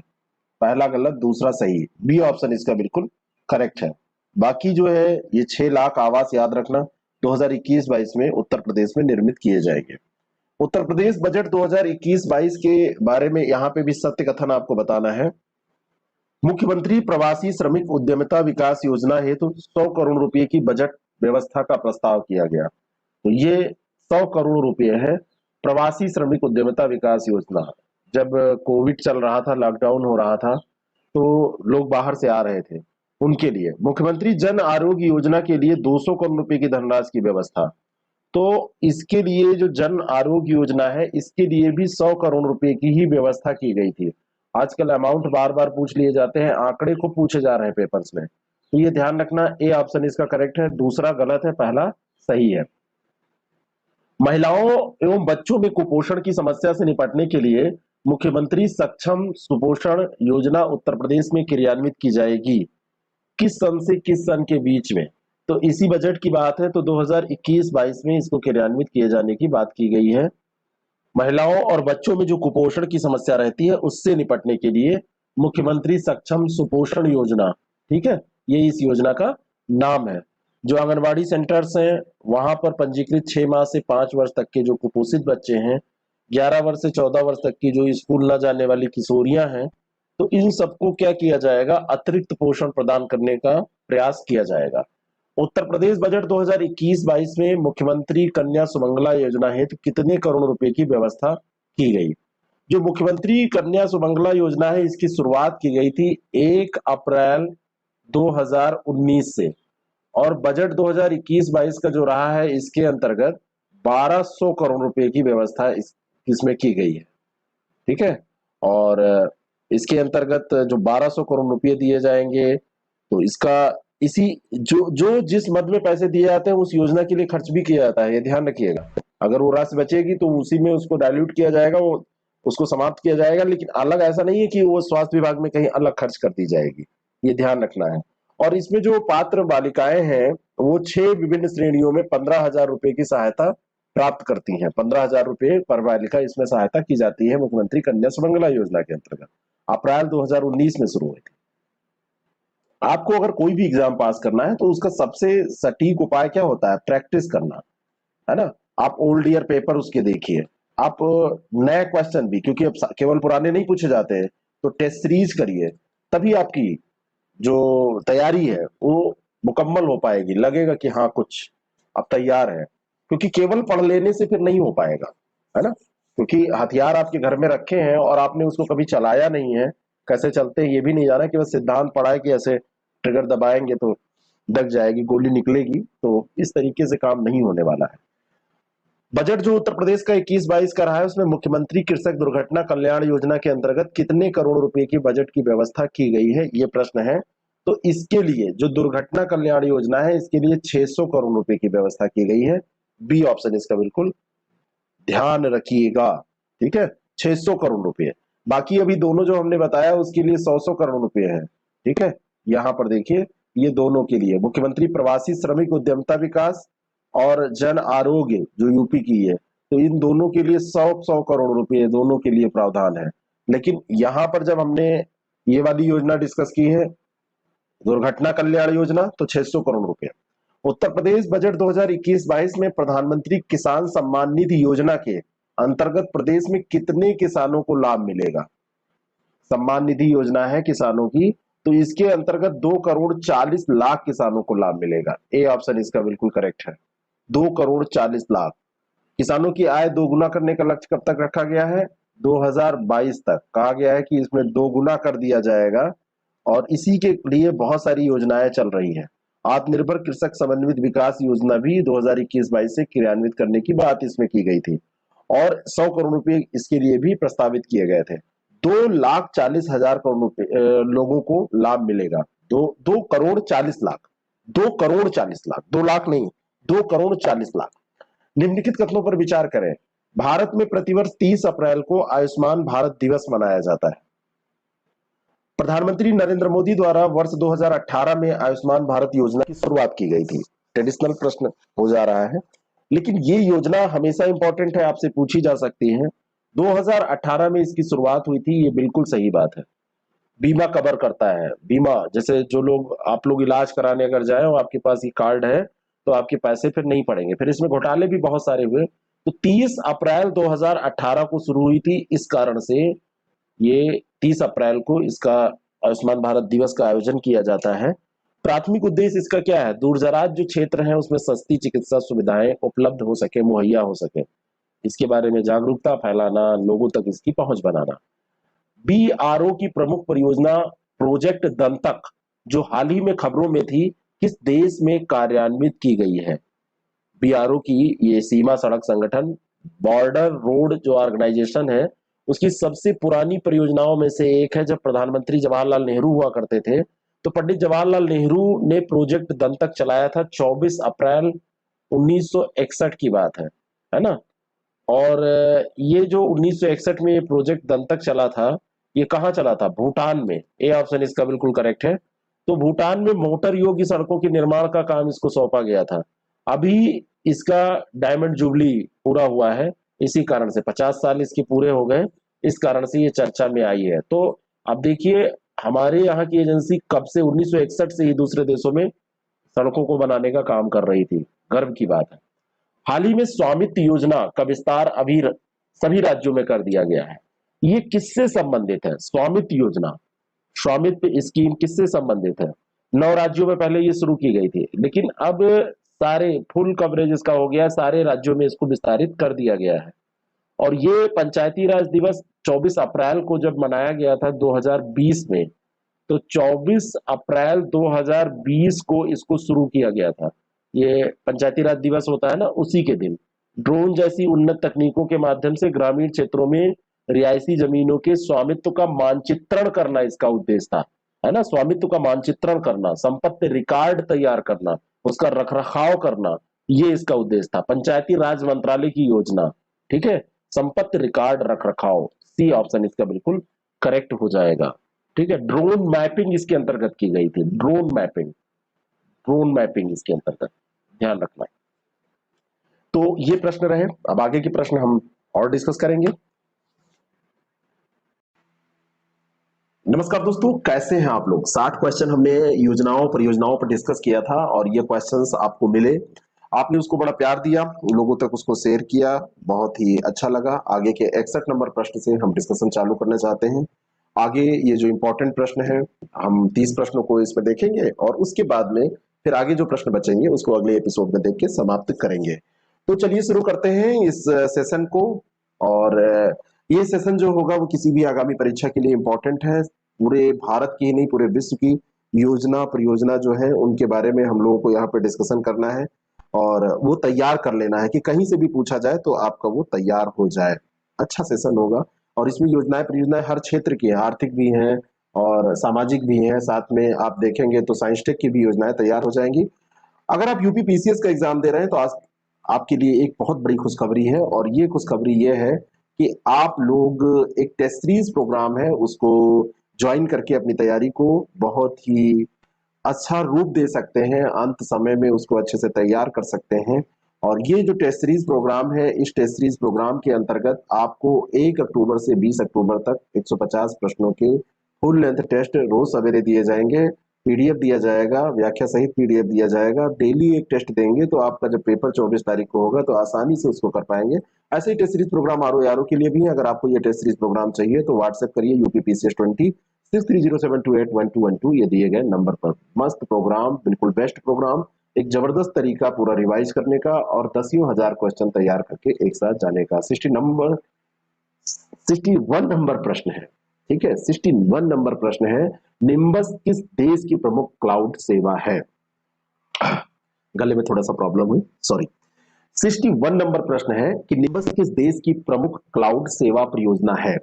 और ये सेवा जो परियोजना है वो निम्बस के नाम से तो लग रहा है जापान की, लेकिन ये जापान की नहीं है, ये इजराइल की है। और ये परियोजना वहां की सरकार, वहां की राष्ट्रीय सुरक्षा एजेंसी उनको सेवाएं देगी और क्लाउड के लिए इसमें जो समझौता किया है निम्बस के लिए इजराइल ने, वो किया है एक तो अमेजन क्लाउड सर्विसेज से, और साथ में इसमें ये मदद ले रही है गूगल की। तो बी ऑप्शन इसका बिल्कुल करेक्ट हो जाएगा। निम्नलिखित कथनों पर विचार कीजिए। रूस द्वारा अंतरराष्ट्रीय अंतरिक्ष स्टेशन, इंटरनेशनल स्पेस स्टेशन, जिसको आईएसएस कहते हैं, कार्यक्रम से अलग होने तथा अकेले कार्यक्रम शुरू करने पर विचार कर रहा है कौन? रूस कर रहा है, रूस द्वारा ये विचार किया जा रहा है। आपसे प्रश्न ये भी पूछा जा सकता है, कौन सा देश, महत्वपूर्ण देश आईएसएस से बाहर हो रहा है? तो वो है रसिया। और रूस की अंतरिक्ष एजेंसी ने कहा है कि 2025 तक वो ऑर्बिटर स्टेशन शुरू करेगा अपना निजी, ये योजना उसने बनाया है। दोनों बातें सही है, दोनों बातें ध्यान रखिएगा। ये भी पूछा जा सकता है कि कब तक लॉन्च करने की योजना है? तो 2025 तक। इटली ने हाल ही में भारत में कहां पर अपनी पहली मेगा फूड पार्क परियोजना लॉन्च की है? इटली में की है, जहां की सोनिया गांधी जी हैं, राहुल गांधी जी का ननिहाल जहां है। भारत में की है, जहां पर मोदी जी जहां के हैं, गुजरात में। और गुजरात में देखा जाए तो फणीधर में की है। ए ऑप्शन इसका बिल्कुल करेक्ट हो जाएगा। और इस तरीके की ये इटली की पहली परियोजना भारत में है। धामरा नदी पर किस राज्य में एक रोपैक्स जेटी परियोजना का निर्माण किया जा रहा है? रोपैक्स यानी कि roll off passenger, roll on roll off passenger जो जेटी परियोजना है, उसका विकास कहां पर किया जा रहा है? तो ये किया जा रहा है उड़ीसा में। बी ऑप्शन इसका बिल्कुल करेक्ट है। जहाजरानी मंत्री है मनसुख मंडाविया, उन्होंने ये घोषणा की है 110 करोड़ रुपए के साथ इस परियोजना को जारी करने की। मेटूर सरबंगा लिफ्ट सिंचाई परियोजना का कार्यान्वयन किस राज्य सरकार द्वारा किया जा रहा है? मेटूर सरबंगा जो लिफ्ट सिंचाई परियोजना है, इसके बारे में आपको ये जानना चाहिए कि ये एनजीटी ने अभी तक इस पे रोक लगा रखी थी, और अभी एनजीटी ने कहा है कि ठीक है, इस योजना को आप कंटिन्यू करिए। और एनजीटी यानी कि नेशनल ग्रीन ट्रिब्यूनल, और ये तमिलनाडु सरकार की योजना है, तमिलनाडु सरकार के द्वारा इसका क्रियान्वयन किया जा रहा है। और सी ऑप्शन इसका बिल्कुल ये करेक्ट हो जाएगा। तमिलनाडु सरकार के द्वारा, क्योंकि ये रुकी हुई थी और अब ये क्रियान्वित की जा रही है, इसलिए इंपॉर्टेंट है। और मेटूर जलाशय के अवशेष जल से 100 टैंकों, झीलों और तालाबों के माध्यम से वहां पर सिंचाई सुविधाओं को विस्तारित किया जाएगा। जहां तक एनजीटी की बात है, एनजीटी की स्थापना 2010 में हुई थी। डेट पूछ लिया जाए तो ये अक्टूबर में हुई थी, और अक्टूबर में 18 अक्टूबर की हुई थी। आदर्श जी जो है, आदर्श नाम समझ में आ रहा है इनका? आदर्श नाम सुना हुआ लग रहा है कि नहीं लग रहा है? तो 18 अक्टूबर 2010 को इस्टेब्लिश हुआ। और अगर आपसे कहीं पूछ लिया जाए कि इसके चेयरपर्सन कौन है, इसके चेयरमैन कौन है, तो ये आदर्श कुमार गोयल जी हैं, जस्टिस आदर्श कुमार गोयल जी। ये ध्यान रखिएगा 2021 में। और एनजीटी है क्या? नेशनल ग्रीन ट्रिब्यूनल है क्या? ये जितना भी पर्यावरण संबंधी मुद्दे होते हैं उनमें कहीं भी, अभी इसके पास बहुत सारे अधिकार हैं, इस पे अलग से सेशन लेके हमको इसको करना चाहिए। तो एनजीटी का वर्क क्या है, अगर ये आपसे पूछ लिया जाए एक लाइन में, तो आप फिलहाल क्या बताएंगे? आप फिलहाल क्या बताएंगे? राष्ट्रीय हरित न्यायाधिकरण, पर्यावरण संरक्षण, वन संरक्षण, प्राकृतिक संसाधन, पर्यावरण से संबंधित किसी भी कानूनी अधिकार के प्रवर्तन, इन सब के बारे में काम करता है। और किसी व्यक्ति के द्वारा अगर ऐसी संपत्ति का नुकसान किया जाता है, उसके क्षतिपूर्ति देने की बात होती है, तो ये सारे फैसले यही करता है। बात समझ में आ रही है? ठीक है, बाकी कभी एनजीटी का सेशन होगा तो उसमें हम देख लेंगे। अगला जो प्रश्न है, केन बेतवा परियोजना के बारे में निम्नलिखित कथनों पर विचार कीजिए। केन बेतवा परियोजना, केन बेतवा देश की दूसरी नदी जोड़ो परियोजना है, और केन बेतवा परियोजना का उद्देश्य मध्य प्रदेश में केन नदी से अधिशेष जल को उत्तर प्रदेश की बेतवा नदी में स्थानांतरित करना है। अगर एक नदी में ज्यादा जल है, दूसरी नदी में कम जल है, जहां पे ज्यादा होगा वहां पे बाढ़ आएगी, जहां पे कम जल है वहां पे सूखा आएगा। अगर दोनों के जल को मिला दिया जाए तो दोनों जगह पे बराबर जल हो जाएगा, सिंचाई की सुविधा के लिए उपयोग किया जाएगा। केन बेतवा परियोजना के साथ यही किया गया। बात समझ में आ रही है? दूसरा स्टेटमेंट तो सही है, लेकिन अभी क्या हुआ था, कांग्रेस अध्यक्ष जो सोनिया गांधी हैं, उन्होंने केंद्रीय पर्यावरण मंत्री प्रकाश जो जावड़ेकर थे उस समय, उनको केन बेतवा नदी जोड़ो परियोजना लागू नहीं करने के लिए एक पत्र लिखा था। क्योंकि उन्होंने कहा इस नदी जोड़ो परियोजना में पन्ना टाइगर रिजर्व को काफी नुकसान हो रहा है। तो आपसे पूछा जा सकता है कि केन बेतवा परियोजना से किस टाइगर रिजर्व को नुकसान होने की संभावना है? तो पन्ना टाइगर रिजर्व को। और पन्ना टाइगर रिजर्व जो है मध्य प्रदेश में है, और बाघ अभ्यारण्य भी है, तो उसका लगभग 40% ये इलाका नष्ट हो जाएगा, ऐसा कहा गया था। केन बेतवा परियोजना देश की पहली नदी जोड़ो परियोजना है, न कि दूसरी। तो पहला गलत हो जाएगा, दूसरा सही है, बी ऑप्शन इसका करेक्ट हो जाएगा। हमारी टेस्ट सीरीज प्रोग्राम को अगर ज्वाइन करते हैं आप, तो ऐसी ही व्याख्या के द्वारा आपके एक प्रश्न के साथ 3, 4, 5 प्रश्न तैयार होते हैं। 150 क्वेश्चन के अगर हम 20 टेस्ट कर लेंगे तो आपके डायरेक्टली 3000 प्रश्न तो तैयार होंगे, इनडायरेक्टली भी कम से कम 9-10 हजार तैयार हो जाएंगे। तो 10-12 हजार प्रश्नों के साथ आप जाएंगे तो निश्चित तौर पर आपको लाभ मिलेगा। और एक एक दिन में एक एक पेपर करते करते आप आसानी से इसको कर भी लेंगे, पता नहीं चलेगा। सार्थक, जिसे हाल ही में खबरों में देखा गया, किस नीति से संबंधित एक कार्यान्वयन योजना है। तो सार्थक का जो मतलब है वो student and teachers holistic advancement through quality education, students and teacher holistic advancement through quality education. और ये अब आपको समझ में आ गई होगी, ये शिक्षा नीति से संबंधित है। अगर आपको फुल फॉर्म पता है तो आपको ये पता चल जाएगा। निम्नलिखित में से कौन सा बांध या परियोजना चेनाब नदी पर अवस्थित है। सलाल बांध हाइड्रो इलेक्ट्रिक प्रोजेक्ट, दूसरा है दुल्हस्ती हाइड्रो इलेक्ट्रिक प्लांट, तीसरा है पाकल बांध निर्माणाधीन अभी है। तो ये सारे के सारे ये तीनों जो है ये चिनाब नदी पर स्थित है। सलाल, दुल्हस्ती और पाकल दुल ये सभी यहीं पर स्थित है। चिनाब पर ये परियोजनाएं और बांध स्थित है। डी ऑप्शन इसका करेक्ट है। ध्यान रखना कोई भी पूछ ली जाए, क्योंकि ऐसे प्रश्न पूछे जाते हैं ज्योग्राफी में। उस योजना का नाम क्या है जो देश के शहरी स्ट्रीट वेंडर्स को प्रतिवर्ष 10,000 रुपए की कार्यशील पूंजी की सुविधा प्रदान करती है। प्रधानमंत्री स्वनिधि योजना, सी ऑप्शन इसका बिल्कुल करेक्ट है। प्रधानमंत्री स्वनिधि योजना के अंतर्गत शहरी स्ट्रीट वेंडर जो है, जो अपना रेडी पटरी पे दुकान लगाते हैं, उनको 10,000 रुपये तक प्रति वर्ष कार्यशील पूंजी लोन के रूप में, ऋण के रूप में प्रदान की जाती है इसी योजना के तहत। उसका नाम क्या है? प्रधानमंत्री स्वनिधि योजना। अगला जो प्रश्न है, वित्त मंत्रालय के तहत भारत में छोटी बचत योजना में किस राज्य का सबसे अधिक योगदान है? छोटी छोटी स्मॉल सेविंग्स स्कीम जो होती हैं, उसमें पश्चिम बंगाल का सबसे बड़ा योगदान है। बी ऑप्शन इसका बिल्कुल करेक्ट हो जाएगा। और नेशनल सेविंग्स इंस्टीट्यूट ने ये आंकड़े जारी किए हैं, राज्य में 15% पूरे देश में ये योगदान अगर देखा जाए तो अकेले इसका है। और उसके बाद में उत्तर प्रदेश का स्थान आता है, ठीक है, फिर महाराष्ट्र का स्थान आता है। तो वेस्ट बंगाल, फिर यूपी और महाराष्ट्र लघु बचतों में छोटी छोटी बचत योजनाएं जो है। विशिष्ट भूखंड पहचान संख्या योजना को कब तक पूरे देश में लागू किया जाएगा, है ना? ULPIN, unique land parcel identification number, इसको पूरे देश में कब तक लागू करने की बात हो रही है। तो ये रखा गया है डेडलाइन इसके लिए मार्च 2022, ठीक है। ए ऑप्शन इसका बिल्कुल करेक्ट हो जाएगा। Unique land parcel identification number, विशिष्ट भूखंड पहचान संख्या योजना, इसकी शुरुआत की गई है और मार्च 2022 तक पूरे देश में ये लागू होगा।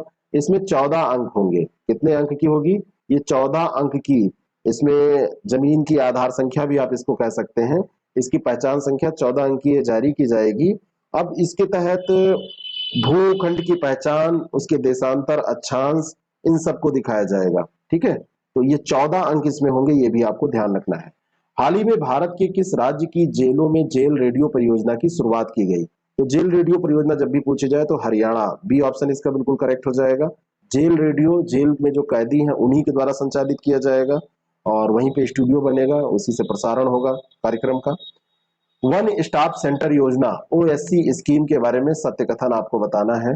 इस परियोजना को महिला एवं बाल विकास मंत्रालय के द्वारा तैयार किया गया है। राष्ट्रीय महिला सशक्तिकरण मिशन है तो अम्ब्रेला योजना की एक ये उपयोजना है और इस मिशन या इस योजना को निर्भया फंड के माध्यम से वित्त पोषित किया जाएगा। ये डी ऑप्शन इसका करेक्ट हो जाएगा क्योंकि ये सब सही है। OSC scheme, one stop centres की बात हो रही है, वन स्टॉप सेंटर। तो वन स्टॉप सेंटर्स स्कीम जो है, इसके बारे में ये सारी बातें सही दी हुई हैं, ठीक है। और ये ध्यान रखना किस मंत्रालय की है? महिला एवं बाल विकास मंत्रालय की। राष्ट्रीय महिला सशक्तिकरण मिशन की अम्ब्रेला योजना की एक उप योजना है और निर्भया फंड से इसकी फंडिंग हो रही है। सीपैक किस वैश्विक पहल की प्रमुख परियोजना है? सीपैक, है ना? तो सीपैक जो है ये बेल्ट एंड रोड इनिशिएटिव जो है उसी की परियोजना है, ठीक है। चीन पाकिस्तान आर्थिक गलियारा, चीन के बेल्ट एंड रोड इनिशिएटिव की प्रमुख ये परियोजना है, BRI जिसको बोलते हैं। और भारत इस परियोजना का विरोध कर रहा है, भारत सपोर्ट नहीं कर रहा है ना। भारत इस परियोजना का विरोध इसलिए कर रहा है क्योंकि पाकिस्तान का जो कब्जे वाला कश्मीर का हिस्सा है POK, तो POK से होकर गुजर रही है। चीन और पाकिस्तान भाई एक साथ मिलकर काम करते हैं, और उसका पक्ष लेता है चीन। तो चीन ने फिर से पाकिस्तान के साथ 60 अरब डॉलर की अभी ये जो सीपैक है परियोजना का बचाव करते हुए कहा है कि ये एक आर्थिक परियोजना है, किसी तीसरे लक्ष्य को ये उद्देशित नहीं है। कहने का मतलब इसका उद्देश्य केवल आर्थिक है, लेकिन उसके कहने से हम थोड़ी मान लेंगे। वो नालायक है, बार बार धोखा देता है, और जो धोखा देता है, जो नालायकपन करता है, उसकी बात नहीं मान सकते। हाल ही में किस राज्य की सरकार ने कोरोना के कारण अनाथ हुए बच्चों के लिए वात्सल्य योजना की घोषणा की? वात्सल्य योजना। अब वात्सल्य योजना उत्तराखंड के मुख्यमंत्री उस समय तीरथ सिंह रावत थे, उन्होंने घोषित की थी। ठीक है, वात्सल्य योजना, बी ऑप्शन इसका बिल्कुल करेक्ट है। कोविड 19 में जिनके माता और पिता, मदर एंड फादर दोनों नहीं रहे, अनाथ हो गए बच्चे, तो उनको 21 वर्ष तक की आयु तक भरण पोषण, शिक्षा, रोजगार हेतु प्रशिक्षण की व्यवस्था, इन सब के लिए उत्तराखंड की जो गवर्नमेंट थी उसने 3,000 रुपए प्रतिमाह गुजारा भत्ता, इन सब को साथ में लेके ये वात्सल्य योजना शुरू की थी। ठीक है, और उत्तराखंड सरकार इनके अनाथों की जो पैतृक संपत्ति है उसके लिए कानून भी बनाने की बात कर रही थी कि उनके जब वो वयस्क हो तो पैतृक संपत्ति उनको मिल जाए। अगला प्रश्न है, मिशन ऑक्सीजन सेल्फ रिलायंस योजना किस राज्य सरकार ने लॉन्च की है? तो लॉन्च की है, उस समय ये लॉन्च की गई थी, और उस समय ये महाराष्ट्र सरकार ने लॉन्च की थी इसको, जब कोरोना का काल चल रहा था तो उस समय तो लॉन्च की है, हटा दीजिए तो भी काम चल जाएगा। तो महाराष्ट्र सरकार ने उस समय ऑक्सीजन के जो आवश्यकताएं थी ऑक्सीजन की, उसको पूरा करने के लिए इस योजना को लॉन्च किया था, और ऑक्सीजन उत्पादक उद्योगों को विशेष प्रोत्साहन देने की इसमें बात की गई थी। निम्नलिखित कथनों पर विचार करें। भारतीय सेना ने हाल ही में तकरीबन 16,000 फीट की ऊंचाई पर उत्तरी सिक्किम में पहले हरित सौर ऊर्जा संयंत्र का उद्घाटन किया। और दूसरा है कि भारतीय सेना द्वारा इस परियोजना को आईआईटी दिल्ली के सहयोग से पूरा किया गया है। तो ये ध्यान रखना है आपको कि ये सिक्किम में किया गया है, भारतीय सेना के द्वारा किया गया है, 16,000 फीट की ऊंचाई पर किया गया है। लेकिन ये जो परियोजना है इसमें आईआईटी दिल्ली नहीं, आईआईटी मद्रास को ध्यान रखना, आईआईटीएम उसने मदद की है इसकी। भारतीय सेना ये परियोजना जो है इसकी मदद से, आईआईटी मद्रास की मदद से लॉन्च करने में सफल हुई है। और भारतीय सेना के द्वारा जो ये परियोजना है इसमें दुर्गम स्थानों पर सैनिकों को अत्यधिक लाभान्वित करेगी और पर्यावरण के अनुकूल भी होगी। ठीक है, और यह परियोजना किससे रिलेटेड है? सौर ऊर्जा संयंत्र से रिलेटेड है। गोपबंधु संबंधिका स्वास्थ्य बीमा योजना, गोपबंधु संबंधिका स्वास्थ्य बीमा योजना का संबंध किस भारतीय राज्य से है? ये प्रश्न आपके लिए बहुत ज्यादा इंपॉर्टेंट नहीं है, लेकिन बाय द वे रख दिया गया। तो ओडिशा, ए ऑप्शन इसका बिल्कुल करेक्ट है। उड़ीसा के जो मुख्यमंत्री हैं वो कौन है? नवीन पटनायक हैं। उड़ीसा के मुख्यमंत्री कौन है? तो उड़ीसा के मुख्यमंत्री का नाम ऐसे आपसे नहीं पूछा जाएगा। उड़ीसा के सीएम कौन है ये आपसे ऐसे डायरेक्टली पूछा नहीं जाएगा, लेकिन जब आप याद रखते हैं तो थोड़ा सा आपको थोड़ा दिमाग में छवि बनी रहती, बहुत सारे फैक्ट ऐसे आपसे पूछा नहीं जाएगा। ये जीके का प्रश्न छोटी परीक्षाओं में पूछा जाता है, नवीन पटनायक। और अगर आपसे पूछ लिया जाए उड़ीसा के इस समय राज्यपाल कौन है, उड़ीसा का राज्यपाल कौन है अगर पूछ लिया जाए, तो राज्यपाल थोड़े से पूछे जा सकते हैं कभी कभी, वो भी जब चेंज होते हैं। तो गणेशी लाल जी इस समय 2018 से यही राज्यपाल है, 2018 में ये बने थे गणेशी लाल, तो अभी से यही है। प्रधानमंत्री सूक्ष्म खाद्य उद्योग उन्नयन योजना PMFME ये कब प्रारंभ की गई? बहुत इंपॉर्टेंट प्रश्न है ये। और ये योजना जो प्रारंभ की गई 29 जून 2020 को शुरू की गई। ए ऑप्शन इसका बिल्कुल करेक्ट है। आत्मनिर्भर भारत अभियान के अंतर्गत ये शुरू की गई है। प्रधानमंत्री सूक्ष्म खाद्य उद्योग उन्नयन योजना है, इसका नाम है प्रधानमंत्री formalisation of micro food processing enterprises. और 29 जून 2021 को इसकी शुरुआत की गई है। 21 ए गलत हो जाएगा, बी ऑप्शन इसका। 29 जून 2021 को शुरुआत की गई है। और नहीं सॉरी 29 जून 2021 को एक साल इसने पूरे किए हैं, एक साल पूरे किए हैं। मैंने सही कहा था, ए ऑप्शन इसका सही है। 29 जून 2020 को शुरू हुई है, ए ही सही हो जाएगा। फिर से मैं बता रहा हूं, इसका डेट इंपॉर्टेंट है। 29 जून 2021 को एक साल पूरे किए हैं, और 29 जून 2020 को ये लॉन्च की गई है। ठीक है, और ये 35 राज्यों और संघ शासित प्रदेशों में कार्यान्वित है इस समय। प्रोजेक्ट सीबर्ड के बारे में निम्नलिखित कथनों पर विचार कीजिए। ये भारत की सबसे बड़ी नौसैनिक बुनियादी ढांचा परियोजना है, प्रोजेक्ट सीबर्ड। सीबर्ड ध्यान रखना। और दूसरा है कि इस परियोजना का उद्देश्य भारत के पश्चिमी तट पर कारवार में एक नौसैनिक अड्डे का निर्माण करना है। दोनों बातें यहां पर सही है। प्रोजेक्ट सीवर्ड ये भारत की सबसे बड़ी नौसैनिक बुनियादी ढांचा परियोजना है। तो आपसे यहां से भी प्रश्न बन सकता है कि कौन सी परियोजना, तो प्रोजेक्ट सीवर्ड ये हो जाएगी। और इस परियोजना के पूरा होने के बाद कारवार नौसैनिक अड्डा पश्चिमी तट पर भारत का सबसे बड़ा नौसैनिक अड्डा बन जाएगा और स्वेज नहर के पूर्व में सबसे बड़ा नौसैनिक अड्डा यह बन जाएगा। दोनों तरीके से सबसे बड़ा होगा, पश्चिमी तट पर भारत का सबसे बड़ा और स्वेज नहर के पूर्व में सबसे बड़ा ये हो जाएगा। और ये सशस्त्र बलों की सैन्य अभियान संबंधी जो तैयारी है उसको और मजबूत करेगा। साथ में व्यापार, अर्थव्यवस्था, मानवीय सहायता, इन क्षेत्रों में भी ये महत्वपूर्ण भूमिका अदा करेगा। फेम योजना के बारे में सत्य कथन आपको बताना है। फेम योजना, अब फेम योजना faster adaptation and manufacturing of electric vehicles India phase है ना, फर्स्ट, और फिर फेज सेकंड की अभी बात हो रही है। तो फेम योजना है क्या? ये योजना राष्ट्रीय इलेक्ट्रिक मोबिलिटी मिशन योजना का हिस्सा है। 2 चरणों में, एक तो फेम फर्स्ट था, अब फेम सेकंड को फिर लॉन्च किया गया है और प्रथम चरण 31 मार्च 2019 को समाप्त हुआ। सारी बातें यहां पर सही है, डी ऑप्शन इसका बिल्कुल करेक्ट हो जाएगा। राष्ट्रीय इलेक्ट्रिक मोबिलिटी मिशन का ये हिस्सा है और इलेक्ट्रिक वाहनों के लिए उनको प्रोत्साहित करने के लिए पहला चरण 2015 में ही शुरू किया गया था। जो तो पहला चरण था ये 2015 में शुरू किया गया था और दूसरा चरण जो है ये अप्रैल 2019 में शुरू किया गया। जब पहला चरण समाप्त हो गया अप्रैल 2019 में दूसरा चरण शुरू किया गया है, ठीक है। और ये जो दूसरा समाप्त होगा वो 2024 में समाप्त होगा। पूछा जा सकता है, निम्नलिखित कथनों पर विचार करें। चीन ने वर्ष 2033 में अपना पहला क्रू मिशन मंगल पर भेजने की योजना बनाई है।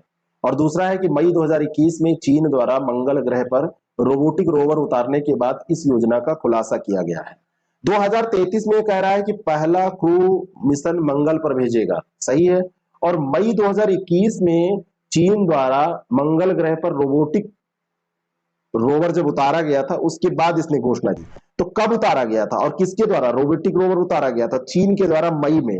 दोनों बातें सही है, सी ऑप्शन इसका बिल्कुल करेक्ट हो जाएगा। 2033, 35, 37, 2041 इस पे चीन ने बिल्कुल झड़ी लगा के रखी है कि हम मंगल ग्रह पर मानव युक्त मिशन भेजेंगे। 2033 तब की बात कर रहा है, बहुत भविष्य की बात करते हैं, है ना। मिशन तो कोई चलाते हैं तो भविष्य की बात करते हैं। आप ऐसे सोचिए कि 4 साल बाद आप क्या करने वाले हैं, 10 साल बाद आपकी जिंदगी कैसी होगी। कुछ सोच विचार रहा है ना, विचार के रखा है ना, कुछ सोचा विचारा है कि नहीं सोचा विचारा है। तो मिशन भी तो ऐसे ही चलते हैं ना। हाल ही में किस भारतीय राज्य ने छात्र क्रेडिट कार्ड योजना को मंजूरी दी? और इसको याद रखने के लिए पश्चिम बंगाल का चुनाव याद करिए, आपको याद आ जाएगा। छात्र क्रेडिट कार्ड योजना, स्टूडेंट क्रेडिट कार्ड योजना है ये। तृणमूल कांग्रेस ने चुनावी घोषणा पत्र में इसको रखा था। दीदी जीती भी, खेला हो गया था। एनएफएस से लाभार्थियों को अतिरिक्त खाद्यान्न उपलब्ध कराने की किस योजना को नवंबर तक बढ़ा दिया गया है? और एनएफएस से लाभार्थियों को, ये जो प्रधानमंत्री गरीब कल्याण योजना है इसके तहत राष्ट्रीय खाद्य सुरक्षा अधिनियम है एनएफएस से, तो उसके लाभार्थियों को नवंबर तक खाद्यान्न वितरण के आवंटन को मंजूरी दी गई थी। यही नवंबर जो आने वाला है ना, जब ये चल रहा था कोविड का लॉकडाउन, तो उसी समय ये फैसला लिया गया था। तो इसका प्रधानमंत्री गरीब कल्याण योजना के तहत चरण चौथा उसका चल रहा है, चौथा चरण। तो उसी के तहत एनएफएस से लाभार्थियों को ये नवंबर तक बढ़ा दिया गया था, नवंबर 2021 तक।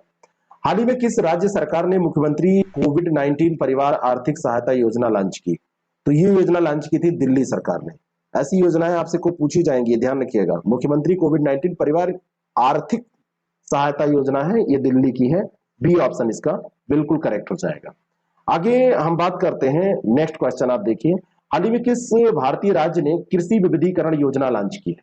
कृषि विविधीकरण योजना, तो कृषि विविधीकरण योजना लॉन्च की गुजरात ने। बी ऑप्शन इसका बिल्कुल करेक्ट हो जाएगा। गुजरात के इस समय मुख्यमंत्री कौन है? उस समय तो विजय रूपानी थे। विजय रूपानी ने उस समय इस योजना को लॉन्च किया था। और इस समय गुजरात के सीएम कौन है ये आपको बताना है। गुजरात के सीएम का नाम बदल गया है ना, तो गुजरात के सीएम इस समय कौन है वर्तमान समय में? तो भूपेंद्र पटेल हैं। 13 सितंबर 2021 को भूपेंद्र पटेल बैठ गए। और उस समय देखा जाए तो कौन थे? विजय रूपानी उस समय हुआ करते थे, ठीक है। तो उन्होंने ये योजना लॉन्च की थी। 14 आदिवासी जिलों के लगभग 26 लाख किसानों को इससे लाभ पहुंचेगा। 14 आदिवासी जिले और उसके 26 लाख किसान। असम सरकार ने राज्य में स्वामित्व योजना को लागू करने के लिए किसके साथ समझौता ज्ञापन पर, मेमोरेंडम ऑफ अंडरस्टैंडिंग जो होता है, एमओयू पर हस्ताक्षर किए? असम सरकार ने किए हैं। तो असम सरकार ने ये सर्वे ऑफ इंडिया के साथ किया। ए ऑप्शन इसका बिल्कुल करेक्ट है। सर्वे ऑफ इंडिया के साथ इन्होंने समझौता किया है। स्वामित्व योजना का उद्देश्य क्या है? ग्रामीण क्षेत्रों में एकीकृत संपत्ति सत्यापन समाधान, इंटीग्रेटेड प्रॉपर्टी वैलिडेशन सॉल्यूशन प्रदान करना, है ना। और केंद्रीय पंचायत राज मंत्रालय जो है हमारा, और साथ में फिर इसमें असम सरकार, तो असम सरकार और केंद्रीय पंचायती राज मंत्रालय मिलकर इसमें काम कर रही है। सर्वे ऑफ इंडिया की बात की जाए तो इसमें टेक्नोलॉजी पार्टनर है, टेक्निकल सपोर्ट वो देता है, ठीक है। स्वामित्व योजना, ये पंचायती राज दिवस जो 24 अप्रैल 2020 को मनाया गया, तो 2020 पंचायती राज दिवस 24 अप्रैल को मनाया जाता है, उसी अवसर पर ये शुरू की गई थी स्वामित्व योजना, ठीक है। और गांव के घर मालिकों को रिकॉर्ड का अधिकार देने, जिसके पास ग्रामीण क्षेत्रों में घर हैं उनको उनका पेपर का, घर का पेपर मिल जाए, उनका राइट मिल जाए, इससे रिलेटेड ये थी। हैब्बल नागवाड़ा घाटी परियोजना का संबंध किस भारतीय राज्य से है? तो हैब्बल नागवाड़ा घाटी परियोजना का संबंध कर्नाटक से है। बी ऑप्शन इसका बिल्कुल करेक्ट हो जाएगा। और लघु सिंचाई विभाग द्वारा इसको शुरू किया गया था। ये घाटी परियोजना जो है ये सिंचाई के लिए है, ठीक है ना, ये ध्यान रखना है। हैबल झील है, बेलारी क्षेत्र में ये पड़ती है, बेलारी रोड वहां पड़ता है, वहीं पे हैबल झील भी है, तो ये ध्यान रखना। बस कर्नाटक ध्यान रखिए, बाकी आपसे नहीं पूछा जाएगा। हाल ही में भारत ने किस देश को सौर ऊर्जा क्षेत्र में परियोजनाओं के वित्त पोषण के लिए 100 मिलियन अमेरिकी डॉलर की ऋण सहायता प्रदान की? भारत ने की है, किस देश को की है, ये पूछा जा रहा है। तो भारत ने ये श्रीलंका को की थी। बी ऑप्शन इसका बिल्कुल करेक्ट है। सौर ऊर्जा क्षेत्र में परियोजना के वित्त पोषण को 100 मिलियन अमेरिकी डॉलर ये प्रदान किया था, मिलियन अमेरिकी डॉलर प्रदान किया था श्रीलंका को। और हाल ही में किस भारतीय राज्य ने सिल्वर लाइन परियोजना के लिए भूमि अधिग्रहण को मंजूरी दी? भूमि अधिग्रहण को मंजूरी दी सिल्वर लाइन परियोजना के अंतर्गत। तो ये सिल्वर लाइन परियोजना जो है ये केरल की परियोजना है। बी ऑप्शन इसका बिल्कुल करेक्ट है। और इसके अंतर्गत राज्य के जो साउथ में आप जाएंगे तो वहां पे दक्षिणी हिस्से को और जो इसकी राजधानी है तिरुवनंतपुरम, उसको कनेक्ट करने के लिए एक semi high speed railway corridor का निर्माण किया जाना है, उसी कारण इस अधिग्रहण की जरूरत पड़ी थी। तो ये सिल्वर लाइन परियोजना इसको बोलते हैं, केरल की है। राज्य में जो मौजूदा अवसंरचना है रेलवे की उसको और मजबूत किया जाएगा। तो अगले एपिसोड में हम फिर मिलेंगे, तो आगे के क्वेश्चंस को डिस्कस करेंगे। एक एपिसोड, 2 एपिसोड होंगे भी, ये आर्थिक आपका कंप्लीट हो जाएगा, सॉरी योजना कंप्लीट हो जाएगा। ऐसे आर्थिक चल रहा है, आर्थिक के 2 एपिसोड हो चुके हैं, उसको भी आप देखिए। और बाकी इस प्रोग्राम को अगर आपको ज्वाइन करना है तो व्हाट्सएप करिए UPPCS20 6307281212 पर, और ये पूरा प्रोग्राम जो आपके सामने है इसका लाभ उठाइए, प्रैक्टिस करिए, अच्छे से पेपर दीजिए। Thank you so much. नमस्कार दोस्तों, कैसे हैं आप लोग? 3 एपिसोड्स के माध्यम से हमने पिछले साल की और करंट अफेयर में जो चर्चित योजनाएं परियोजनाएं हैं विश्व स्तर की और भारत स्तर की, उनको डिस्कस किया और 90 क्वेश्चन इसमें हमने देखे। आज का जो ये सेशन होगा 91 से 120 प्रश्नों तक हम जाएंगे, इसको हम कवर करेंगे। ये ऐसे प्रश्न हैं जो आपको किसी भी परीक्षा में मिल सकते हैं। थोड़ा सा ज्यादा पढ़ के आपको जानना चाहिए, पहले ही शॉर्टकट पढ़ के जाएंगे तो आजकल क्वेश्चन थोड़ा सा इधर उधर से बना रहा है, डीप क्वेश्चन हो जा रहे हैं, थोड़े अटपटे सवाल हो जा रहे हैं, तो उनको करने में आपको दिक्कत होगी अगर बहुत शॉर्ट में पढ़ के जाएंगे। आपके पास अभी टाइम है तो आप पढ़ सकते हैं, लेकिन जब एग्जाम दे के आएंगे तब फिर क्या करेंगे? उसके बाद तो पढ़ने का कोई मतलब है नहीं। आपको बताना चाहता हूं कि हमने एक टेस्ट सीरीज प्रोग्राम भी लॉन्च किया है। अगर आप चाहें ऐसे क्वेश्चंस की प्रैक्टिस करना, जीएस में, करंट अफेयर के साथ में सेसैट के भी 2 टेस्ट, तो आप इसको ज्वाइन कर सकते हैं। 6307281212 हमारा कॉन्टेक्ट नंबर है, इस पे आप कांटेक्ट कर सकते हैं, व्हाट्सएप कर सकते हैं इसकी डिटेल मंगाने के लिए। IAS प्रेप एकेडमी ऐप के माध्यम से ये टेस्ट ऑर्गेनाइज होते हैं। आपको ऑनलाइन टेस्ट भी देने को मिलता है और साथ में PDF पेपर की अलग और एक्सप्लेनेशन के साथ अलग दी जाती है। चलिए शुरू करते हैं और लेते हैं 91 नंबर प्रश्न। डगमारा जल विद्युत परियोजना किस भारतीय राज्य में स्थित है? डगमारा जल विद्युत परियोजना के कार्यान्वयन के लिए अभी NHPC, national hydro power corporation limited, और BSHPC जो बिहार राज्य जल विद्युत निगम लिमिटेड है, उसके बीच में मेमोरेंडम ऑफ अंडरस्टैंडिंग, एक समझौता ज्ञापन पर हस्ताक्षर हुए हैं। कोसी नदी पर यह स्थित है, बिहार में। बी ऑप्शन इसका बिल्कुल करेक्ट हो जाएगा। कोसी नदी पर स्थित है और कहां पर है? बिहार में। तो बिहार पीसीएस जिनको देना है उनके लिए तो इंपॉर्टेंट है ही है। कभी कभी जैसे यूपी स्टेट का आप एग्जाम दे रहे हैं और आपसे ये पूछा जाएगा तो आप यूपी में टिक करने लगते हैं, जबकि ये अगल बगल की परियोजनाएं दूसरे राज्यों की होती हैं। तो इनको ध्यान रखिएगा, ऐसे प्रश्न आपके सही हो जाए इसलिए इसको डिस्कस किया जा रहा है। तो बी ऑप्शन इसका बिल्कुल करेक्ट हो जाएगा। अगला जो प्रश्न है, एक्सटेंशन ऑफ हॉस्पिटल्स परियोजना का संबंध किससे है? एक्सटेंशन ऑफ हॉस्पिटल्स परियोजना जब कोविड 19 की लहर अपने पूरे प्रभाव में थी, पूरा जोर दिखा रही थी, जब लोग बहुत सारी मौतें रोज हो रही थी, लोग हॉस्पिटल्स में जा रहे थे और वहां पे उनको जगह नहीं मिल रही थी, तो कोविड 19 से लड़ने के लिए प्रमुख स्वास्थ्य बुनियादी सुविधाओं के जो ढांचा मतलब जो इंफ्रास्ट्रक्चर है, तो बुनियादी ढांचे में अंतर को पाटने के लिए बड़े शहरों में सुविधाएं थी लेकिन छोटे शहरों में नहीं थी, तो छोटे शहरों से बड़े शहरों में लोगों को जाना पड़ता था। तो दूसरी लहर में ये हमको अनुभव हुआ कि अगर जहां पर हॉस्पिटल है वहीं पर ऑक्सीजन, वहीं पर बेड, इन सब की व्यवस्था कर दी जाए तो काफी कुछ अच्छा रहेगा, है ना? तो ग्रामीण क्षेत्रों को टारगेट करके, छोटे शहरों को टारगेट करके ये योजना चलाई गई थी कोविड 19 में। अगला जो प्रश्न है, हाल ही में किस राज्य के मंत्रिमंडल ने शहरी क्षेत्रों में 50 वर्ष और उससे अधिक उम्र के पुराने पेड़ों की रक्षा के लिए एक कार्य योजना को मंजूरी दी? अब पेड़ों की रक्षा के लिए इसलिए इंपॉर्टेंट है, मुख्यमंत्री उद्धव ठाकरे कहाँ के मुख्यमंत्री हैं? ये मुख्यमंत्री हैं महाराष्ट्र के। तो उन्होंने ही इस योजना को क्रियान्वयन करने के लिए एक रूपरेखा प्रस्तुत की और उन्होंने योजना को फिर मंजूरी दी। उन्होंने इसके अंतर्गत ये जो योजना है उसमें ये रखा कि 50 वर्ष से अधिक उम्र के जो भी पेड़ हैं उन पेड़ों को क्या किया जाएगा, उन पेड़ों को रक्षा के लिए सौंप दिया जाएगा किसी एक एजेंसी को, है ना? ग्रीन कवर की सुरक्षा करने के लिए, विरासत पेड़ों की रक्षा करने के लिए महाराष्ट्र राज्य वृक्ष प्राधिकरण का उन्होंने गठन किया। इसकी मतलब गठन करने का प्रस्ताव यहाँ पे रखा गया है। तो एक ऐसी एजेंसी होगी, एक ऐसा प्राधिकरण आप कहिए होगा जो ये सारे कार्य करेगा और ये प्राधिकरण वृक्ष उपकर के उपयोग को भी परिभाषित करेगा। उसमें जो ट्री सेस लगेगा वहां पे इसकी रक्षा कैसे हो पाएगी? इसकी रक्षा तभी होगी जब पैसा होगा, तो इसके लिए एक सेस भी लगाया जाएगा। अगला जो प्रश्न है, हाल ही में किस राज्य सरकार ने मुख्यमंत्री किसान मित्र ऊर्जा योजना के मसौदे को मंजूरी दी? और ये राजस्थान सरकार ने किया है। सी ऑप्शन इसका बिल्कुल करेक्ट हो जाएगा। मुख्यमंत्री किसान मित्र ऊर्जा योजना, इसके तहत कृषि बिजली उपभोक्ताओं को प्रतिमाह 1,000 रुपये प्रदान किए जाएंगे। कितने दिए जाएंगे? 1,000 रुपये दिए जाएंगे। और ये जो योजना होगी इसमें राज्य सरकार द्वारा मीटर उपभोक्ताओं को बिजली बिलों पर प्रतिमाह 1,000 रुपये और अधिकतम 12,000 रुपये प्रतिवर्ष प्रदान किए जाएंगे, जिससे कि उनके ऊपर जो भार पड़ता है बिजली बिल का किसानों के ऊपर वो कम हो सके।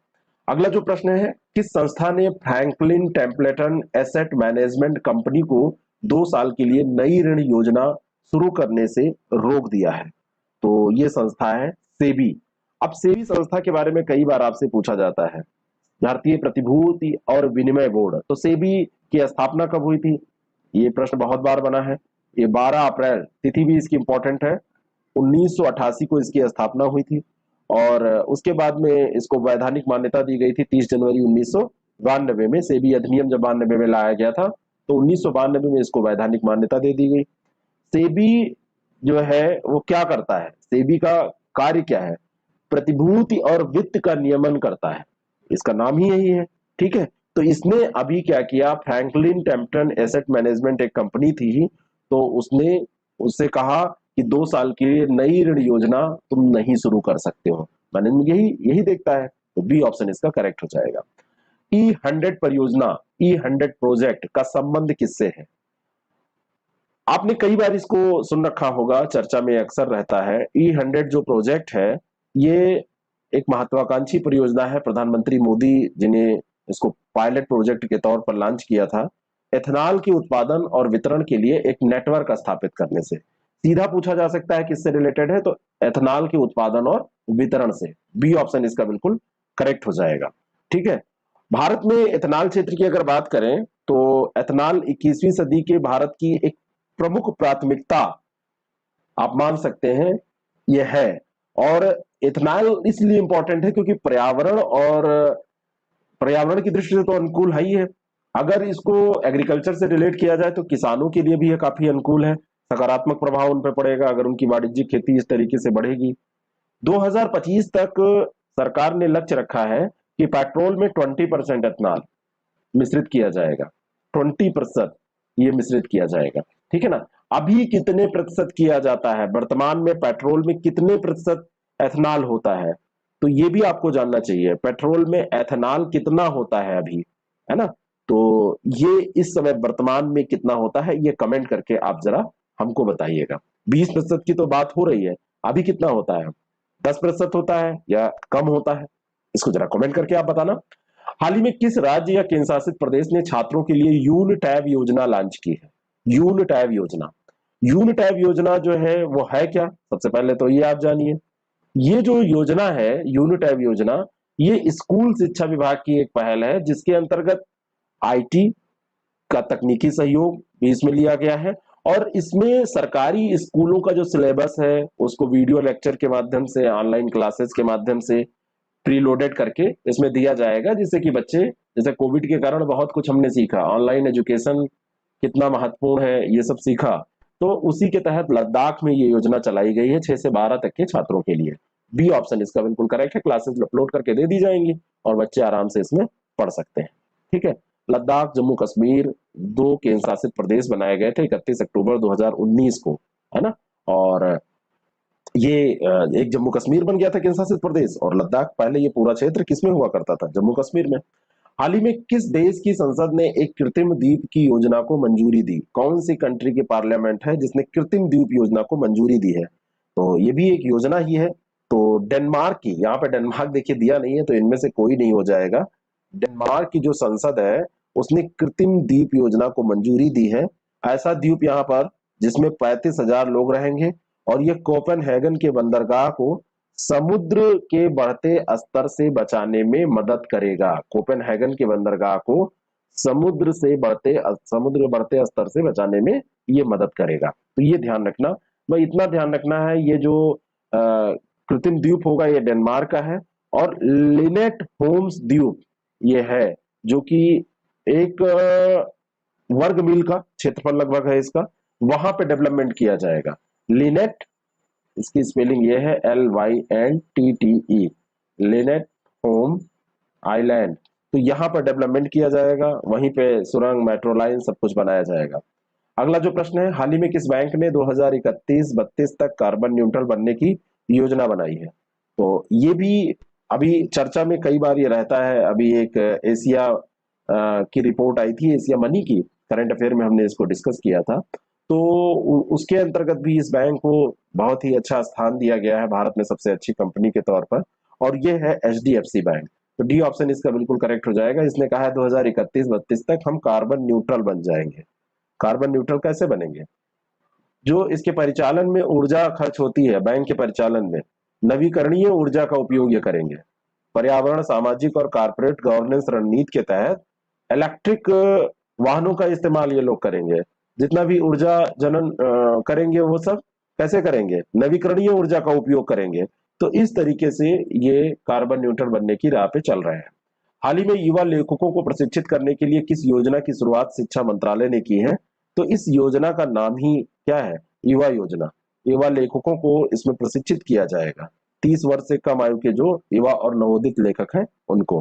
किस योजना के तहत केंद्र सरकार उन बच्चों का समर्थन करेगी जिन्होंने कोविड-19 के कारण माता पिता दोनों को खो दिया है? केंद्र सरकार करेगी ये।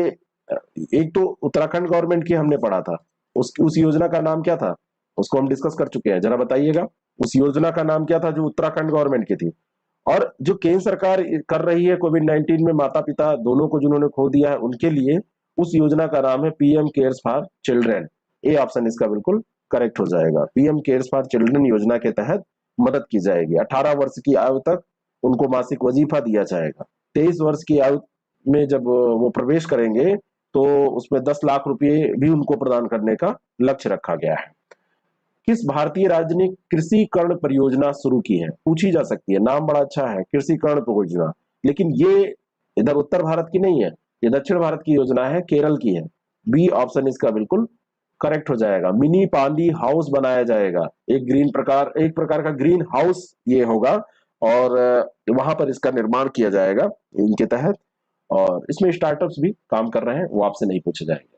पंडित दीनदयाल उपाध्याय उन्नत कृषि शिक्षा योजना का शुभारंभ किया गया था, कब किया गया था? डेट आपसे पूछी जा सकती है, सन पूछा जा सकता है। तो इस योजना का शुभारंभ 2016 में किया गया था। बी ऑप्शन इसका बिल्कुल करेक्ट हो जाएगा। पंडित दीनदयाल उपाध्याय उन्नत कृषि योजना, ठीक है, तो 2016 में इसको शुरू किया गया था। गरीब नवाज रोजगार योजना को किस मंत्रालय द्वारा संचालित किया जा रहा है? गरीब नवाज योजना, तो गरीब नवाज योजना अल्पसंख्यक मामलों का जो मंत्रालय है, तो उसके द्वारा इसको संचालित किया जा रहा है। ए ऑप्शन इसका बिल्कुल करेक्ट हो जाएगा। ये जो केंद्रीय अल्पसंख्यक मामलों का मंत्रालय है, उसने गरीब नवाज रोजगार योजना के तहत देश भर में 371 प्रशिक्षण केंद्र खोले हैं, और इसमें अल्पसंख्यक लोगों को इस तरीके से ट्रेन किया जाएगा, स्किल डेवलपमेंट किया जाएगा, जिससे कि वो रोजगार प्राप्त कर सके, है ना। और इसमें कौशल आधारित रोजगार के पाठ्यक्रम होंगे, इसमें शॉर्ट टर्म के भी होंगे, अल्पकालिक भी और दीर्घकालिक भी होंगे। नवीकरणीय ऊर्जा परियोजनाओं के लिए स्वचालित मार्ग के तहत एफडीआई सीमा क्या है? तो इसको 100% कर दिया गया है। बी ऑप्शन इसका बिल्कुल करेक्ट है। अपतटीय पवन ऊर्जा परियोजना या नवीकरणीय परियोजना जो और भी हैं, उनके लिए स्वचालित मार्ग से ऑटोमेटेड रूट से 100% एफडीआई की अनुमति अब दे दी गई है। इसकी लिमिट 100%, कंप्लीटली ये पूरा एफडीआई आ सकता है इस क्षेत्र में, ठीक है। अगला जो प्रश्न है, हाल ही में किन शहरों को यूनेस्को द्वारा अपनी ऐतिहासिक शहरी लैंडस्केप परियोजना के तहत चुना गया है? कौन से शहर हैं? तो इसमें ओरछा और ग्वालियर, बी ऑप्शन इसका बिल्कुल करेक्ट हो जाएगा। मध्य प्रदेश में ओरछा और ग्वालियर दोनों पड़ते हैं। इनको हिस्टोरिक अर्बन लैंडस्केप प्रोजेक्ट के तहत चुना गया है। भारतीय शहर वाराणसी और अजमेर सहित दक्षिण एशिया के 6 शहर पहले से इस योजना में शामिल हैं। तो अगर आपसे भारत में कहा जाए तो एक तो अजमेर हो जाएगा, और एक वाराणसी हो जाएगा, और एक ओरछा हो जाएगा, और एक ग्वालियर हो जाएगा। 2011 में हिस्टोरिक अर्बन लैंडस्केप प्रोजेक्ट को यूनेस्को के द्वारा शुरू किया गया था। इसके द्वारा यूनेस्को के द्वारा शुरू किया गया था, और विरासत और संस्कृति के संरक्षण को ध्यान में रख के ये प्रोजेक्ट चलाया गया था। किस संस्थान ने fast and secure transmission of electronic record नाम से एक योजना शुरू की? ये अभी फिर से चर्चा में रही है, इसका क्रियान्वयन शुरू हो गया है। भारत का जो सर्वोच्च न्यायालय है, सुप्रीम कोर्ट ऑफ इंडिया, उसने इसको लॉन्च किया है। और इसके तहत क्या होगा, तुरंत जेल अधिकारी, जिला अदालत, उच्च न्यायालय को जमानत और अन्य आदेश जो कैदियों से रिलेटेड होते हैं वो प्रेषित किए जाएंगे, जिससे हीला हवाली ऐसी नहीं हो पाएगी कि कागज नहीं आया इसलिए जमानत नहीं हो रही है। अपडेट रहिए, जो जहां पर हो रहा है उसको अपडेट रखिए अपने को। अब केवल उससे काम नहीं चलेगा कि आपने पढ़ लिया कि किस अनुच्छेद के अंतर्गत सुप्रीम कोर्ट है, उसकी न्यायाधीश की नियुक्ति कौन करता है, चीफ जस्टिस की कौन है, इससे काम नहीं चलेगा। ऐसे ही ये टेस्ट सीरीज प्रोग्राम है, इसमें हम आपको ऐसे क्वेश्चन से भी रूबरू कराएंगे जो अभी तक नहीं पूछे गए हैं, पूछे जा सकते हैं। हर दृष्टि से प्रैक्टिस के लिए बहुत इंपॉर्टेंट है। आप 150 प्रश्नों का प्रश्न पत्र रोज करेंगे, सॉल्व करेंगे, तो 20 दिन जब ऐसा कर लेंगे तो आपकी आदत बन जाएगी। आपकी क्या बन जाएगी? आदत बन जाएगी। और आप जब अगले पेपर को, जब चाहे वो आयोग का पेपर हो, उसको जब देखेंगे तो आपको लगेगा कि हाँ, ऐसा तो हमने कर रखा है। तो आप इसको ज्वाइन कर सकते हैं। अगला जो प्रश्न है, निम्नलिखित कथनों पर विचार करें। हाल ही में उत्तर प्रदेश के वाराणसी में प्रसाद परियोजनाओं का उद्घाटन किया गया। प्रसाद परियोजनाएं, है ना, प्रसाद परियोजनाएं जो है वो अभी मैं बता रहा हूं इसके बारे में। और प्रसाद योजना उत्तर प्रदेश सरकार द्वारा पूरी तरीके से वित्त पोषित एक राज्य योजना है। पहली जो बात कही जा रही है वो तो बात बिल्कुल सही है। प्रसाद योजना का फुल फॉर्म है pilgrimage rejuvenation and spiritual heritage augmentation drive. ये प्रसाद योजना का फुल फॉर्म है। लेकिन ये जो योजना है ये केंद्र सरकार की योजना है। ये जो योजना है ये पूर्ण रूप से वित्त पोषित है केंद्र सरकार के द्वारा, उत्तर प्रदेश सरकार की योजना नहीं है। अभी इसको 80 घाट से राजघाट तक एक क्रूज बोट का संचालन करने का इसमें निर्णय लिया गया, और इसको उत्तर प्रदेश के वाराणसी में उद्घाटित किया गया। तो पहला तो ये बिल्कुल सही है, पूछा भी जा सकता है कहाँ पे इसका उद्घाटन हुआ, तो ए ऑप्शन इसका बिल्कुल करेक्ट हो जाएगा। लेकिन इसका वित्त पोषण सेंट्रल गवर्नमेंट कर रही है, न कि स्टेट गवर्नमेंट। भारतीय रिजर्व बैंक ने किस तिथि को आरबीआई रिटेल डायरेक्ट फैसिलिटी योजना शुरू की है भारतीय रिजर्व बैंक ने? किस तिथि को शुरू की है? तिथि भी इंपॉर्टेंट हो सकती है, तो ये 12 जुलाई 2021 को की है। बी ऑप्शन इसका करेक्ट हो जाएगा। इस पूरी सीरीज में हम क्या कर रहे हैं, जनवरी से लेके अभी तक का, अक्टूबर के पहले तक का हम पूरा कवर कर रहे हैं। ये सीरीज आपके लिए कोई भी आगामी एग्जाम है उसके लिए इंपॉर्टेंट है। अलग अलग सेगमेंट करके आप पढ़ लेंगे, थोड़ा बहुत नोट कर लेंगे, तो एक एक सेगमेंट 2-2 3-3 घंटे में आप देंगे इसको समय, तो तैयार हो जाएगा। ठीक है। हाल ही में भारत की किस देश के साथ लोअर अरुण जल विद्युत परियोजना समझौते पर हस्ताक्षर हुए? किस देश के साथ? तो ये कई बार हमने डिस्कस किया है अलग अलग, तो नेपाल के साथ। सी ऑप्शन इसका बिल्कुल करेक्ट हो जाएगा। और ये 679 ऐसे करिए, 679 मेगावाट की जल विद्युत परियोजना है ना। और भारत का सतलुज जल विद्युत निगम इसमें काम कर रहा है, और भारत द्वारा शुरू किया गया नेपाल में ये दूसरा बड़ा वेंचर है, और ये सबसे बड़ी विदेशी निवेश परियोजना भी मानी जाती है, तो ध्यान रखना। हाल ही में किस राज्य सरकार ने क्लाउड बेस्ड स्वास्थ्य परियोजना शुरू करने की घोषणा की है? तो इससे फायदा क्या होगा? क्लाउड बेस्ड स्वास्थ्य परियोजना का मतलब यह है कि एक ही क्लाउड पे पूरा डेटा, कहाँ पे किस हॉस्पिटल में क्या स्थिति है, कितने बेड खाली, कितने क्या हैं, इन सबको आप देख सकते हैं आसानी से। तो कोई मारामारी ऐसी नहीं होगी जिससे कि इंफ्रास्ट्रक्चर में कमी के कारण या व्यवस्था में, मैनेजमेंट में कमी के कारण कोई समस्या हो। जैसे कोविड-19 के दौरान बहुत बार ऐसा होता था कि कहीं बेड खाली भी रहते थे लेकिन पता नहीं चलता था। तो दिल्ली सरकार ने यह फैसला किया। ए ऑप्शन इसका बिल्कुल करेक्ट हो जाएगा। माई पैड माई राइट MPMR परियोजना नाबार्ड की एक पहल है, और हाल ही में किस राज्य के द्वारा लॉन्च की गई है? तो इसको लॉन्च किया गया है त्रिपुरा के द्वारा। सी ऑप्शन इसका बिल्कुल करेक्ट हो जाएगा। और केंद्रीय वित्त मंत्री निर्मला सीतारमन ने यह परियोजना लॉन्च की, और ये नाबार्ड और नैप फाउंडेशन नैप फाउंडेशन की संयुक्त पहल है। ग्रामीण क्षेत्रों में महिलाओं को सहायता अनुदान, मजदूरी सहायता और उपकरणों के माध्यम से बेहतर आजीविका और मासिक धर्म स्वच्छता प्रदान ये करती है। सैनिटरी पैड बनाने की मशीन इसमें दी जाएगी। तो इससे दो लाभ होंगे, एक तो उनको रोजगार मिलेगा और महिलाओं के स्वास्थ्य के लिए भी ये सही रहेगा। गतिशक्ति अवसंरचना योजना के संबंध में निम्नलिखित में से कौन सा कथन असत्य है? गतिशक्ति अवसंरचना योजना, इसमें एक राष्ट्रीय अवसंरचना मास्टर प्लान है, सही है। अभी तक इस तरह की कोई भी योजना भारत में नहीं लाई गई थी। इसकी घोषणा प्रधानमंत्री के द्वारा हाल ही में की गई है, और इसके लिए लगभग 100 लाख करोड़ रुपए खर्च किए जाने की योजना है। ये जो योजना है गतिशक्ति अवसंरचना योजना, तो गतिशक्ति हमारे देश के लिए एक राष्ट्रीय अवसंरचना मास्टर प्लान होगी, ये बात बिल्कुल सही है ना। इसके पहले भी एक राष्ट्रीय अवसंरचना पाइपलाइन योजना ऐसी शुरू की जा चुकी है, ऐसा नहीं है कि ये पहली बार आई थी। ऐसी स्टेटमेंट को आप ध्यान से पढ़िए तो आप पकड़ लेंगे आंसर कि ऐसा कहा क्यों जा रहा है। ठीक है। 100 लाख करोड़ रुपए खर्च किए जाने का भी इसमें प्रावधान किया गया है। पेमेंट्स इंफ्रास्ट्रक्चर डेवलपमेंट फंड किस योजना जो है वो किस संस्था की पहल है ना, किस संस्था की पहल है? पेमेंट्स इंफ्रास्ट्रक्चर डेवलपमेंट फंड जो है ये किस संस्था की पहल है? संस्था का नाम आपको बताना है। तो ये आरबीआई का पहल है, रिजर्व बैंक ऑफ इंडिया का पहल है। 345 करोड़ रुपए के कोष के साथ इसको लॉन्च किया गया है।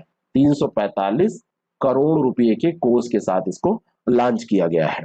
और इसमें रिजर्व बैंक ने टायर फर्स्ट और टायर टू, मतलब टीयर फर्स्ट टीयर टू जैसे भी उसको कहिए, केंद्र में पीएम स्वनिधि कार्यक्रम के तहत कवर किए गए स्ट्रीट वेंडर्स के लिए पॉइंट ऑफ सेल बुनियादी ढांचे की तैनाती को प्रोत्साहित करने के लिए इस योजना का विस्तार भी किया है। इसके अंतर्गत टायर 3 से टायर 6 केंद्रों में डिजिटल भुगतान के लिए हर साल 30 लाख नए टच पॉइंट बनाने का भी इसमें निर्णय लिया गया है कि पेमेंट्स इंफ्रास्ट्रक्चर डेवलप हो जाए। अभी देखिए हम बार बार बात करते हैं, हम बार बार ई पेमेंट की बात करते हैं, ऑनलाइन पेमेंट की बात करते हैं, लेकिन इंफ्रास्ट्रक्चर में अभी कभी कहीं ना कहीं कमी है।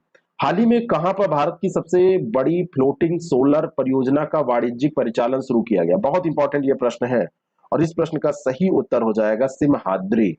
बी ऑप्शन इसका बिल्कुल करेक्ट हो जाएगा। सिमहाद्री कहां पड़ता है? यह पड़ता है आंध्र प्रदेश में। कहां पर? आंध्र प्रदेश में। सिमहाद्री थर्मल स्टेशन भारत की सबसे बड़ी फ्लोटिंग सोलर पीवी परियोजना है। ये बहुत ज्यादा इंपॉर्टेंट, 15 मेगावाट की ये परियोजना है और बाद में इसकी जो क्षमता है 25 मेगावाट तक टोटल स्थापित क्षमता इसकी हो गई है। और ये याद रखना कहां शुरू की गई, आंध्र प्रदेश में सिमहाद्री में। किस शहर में नेशनल थर्मल पावर कारपोरेशन ने 25 मेगावाट की सबसे बड़ी फ्लोटिंग सोलर पीवी परियोजना, इस तरीके से आपसे भी ये पूछा जा सकता है, कहां पर लॉन्च किया गया? तो ये वही विशाखापत्तनम, दो तरीके से मैंने यहीं पर प्रश्न आपके सामने रख दिए कि विशाखापत्तनम करके भी आपसे पूछा जा रहा है। 25 मेगावाट की क्षमता इसकी है, स्थापित क्षमता कुल 25 मेगावाट, पहले 15 मेगावाट फिर 25 मेगावाट की स्थापित क्षमता इसकी हो गई है। और ये नेशनल थर्मल पावर कारपोरेशन का प्रोजेक्ट है और भारत की सबसे बड़ी, तो दो तरीके से सिमहाद्री और विशाखापट्टनम करके ये पूछा जा सकता है। हाल ही में दो, जहां जहां देखिए ऑप्शंस होते हैं कि क्वेश्चंस अलग से बनाए जाए, तो हम लोग कोशिश करते हैं कि वो आपके गलत ना हो। हाल ही में प्रधानमंत्री नरेंद्र मोदी ने कहां पर 20 अगस्त 2021 को वीडियो कॉन्फ्रेंसिंग के माध्यम से कई परियोजनाओं का उद्घाटन और शिलान्यास किया, डेट दे दिया है 20 अगस्त 2021।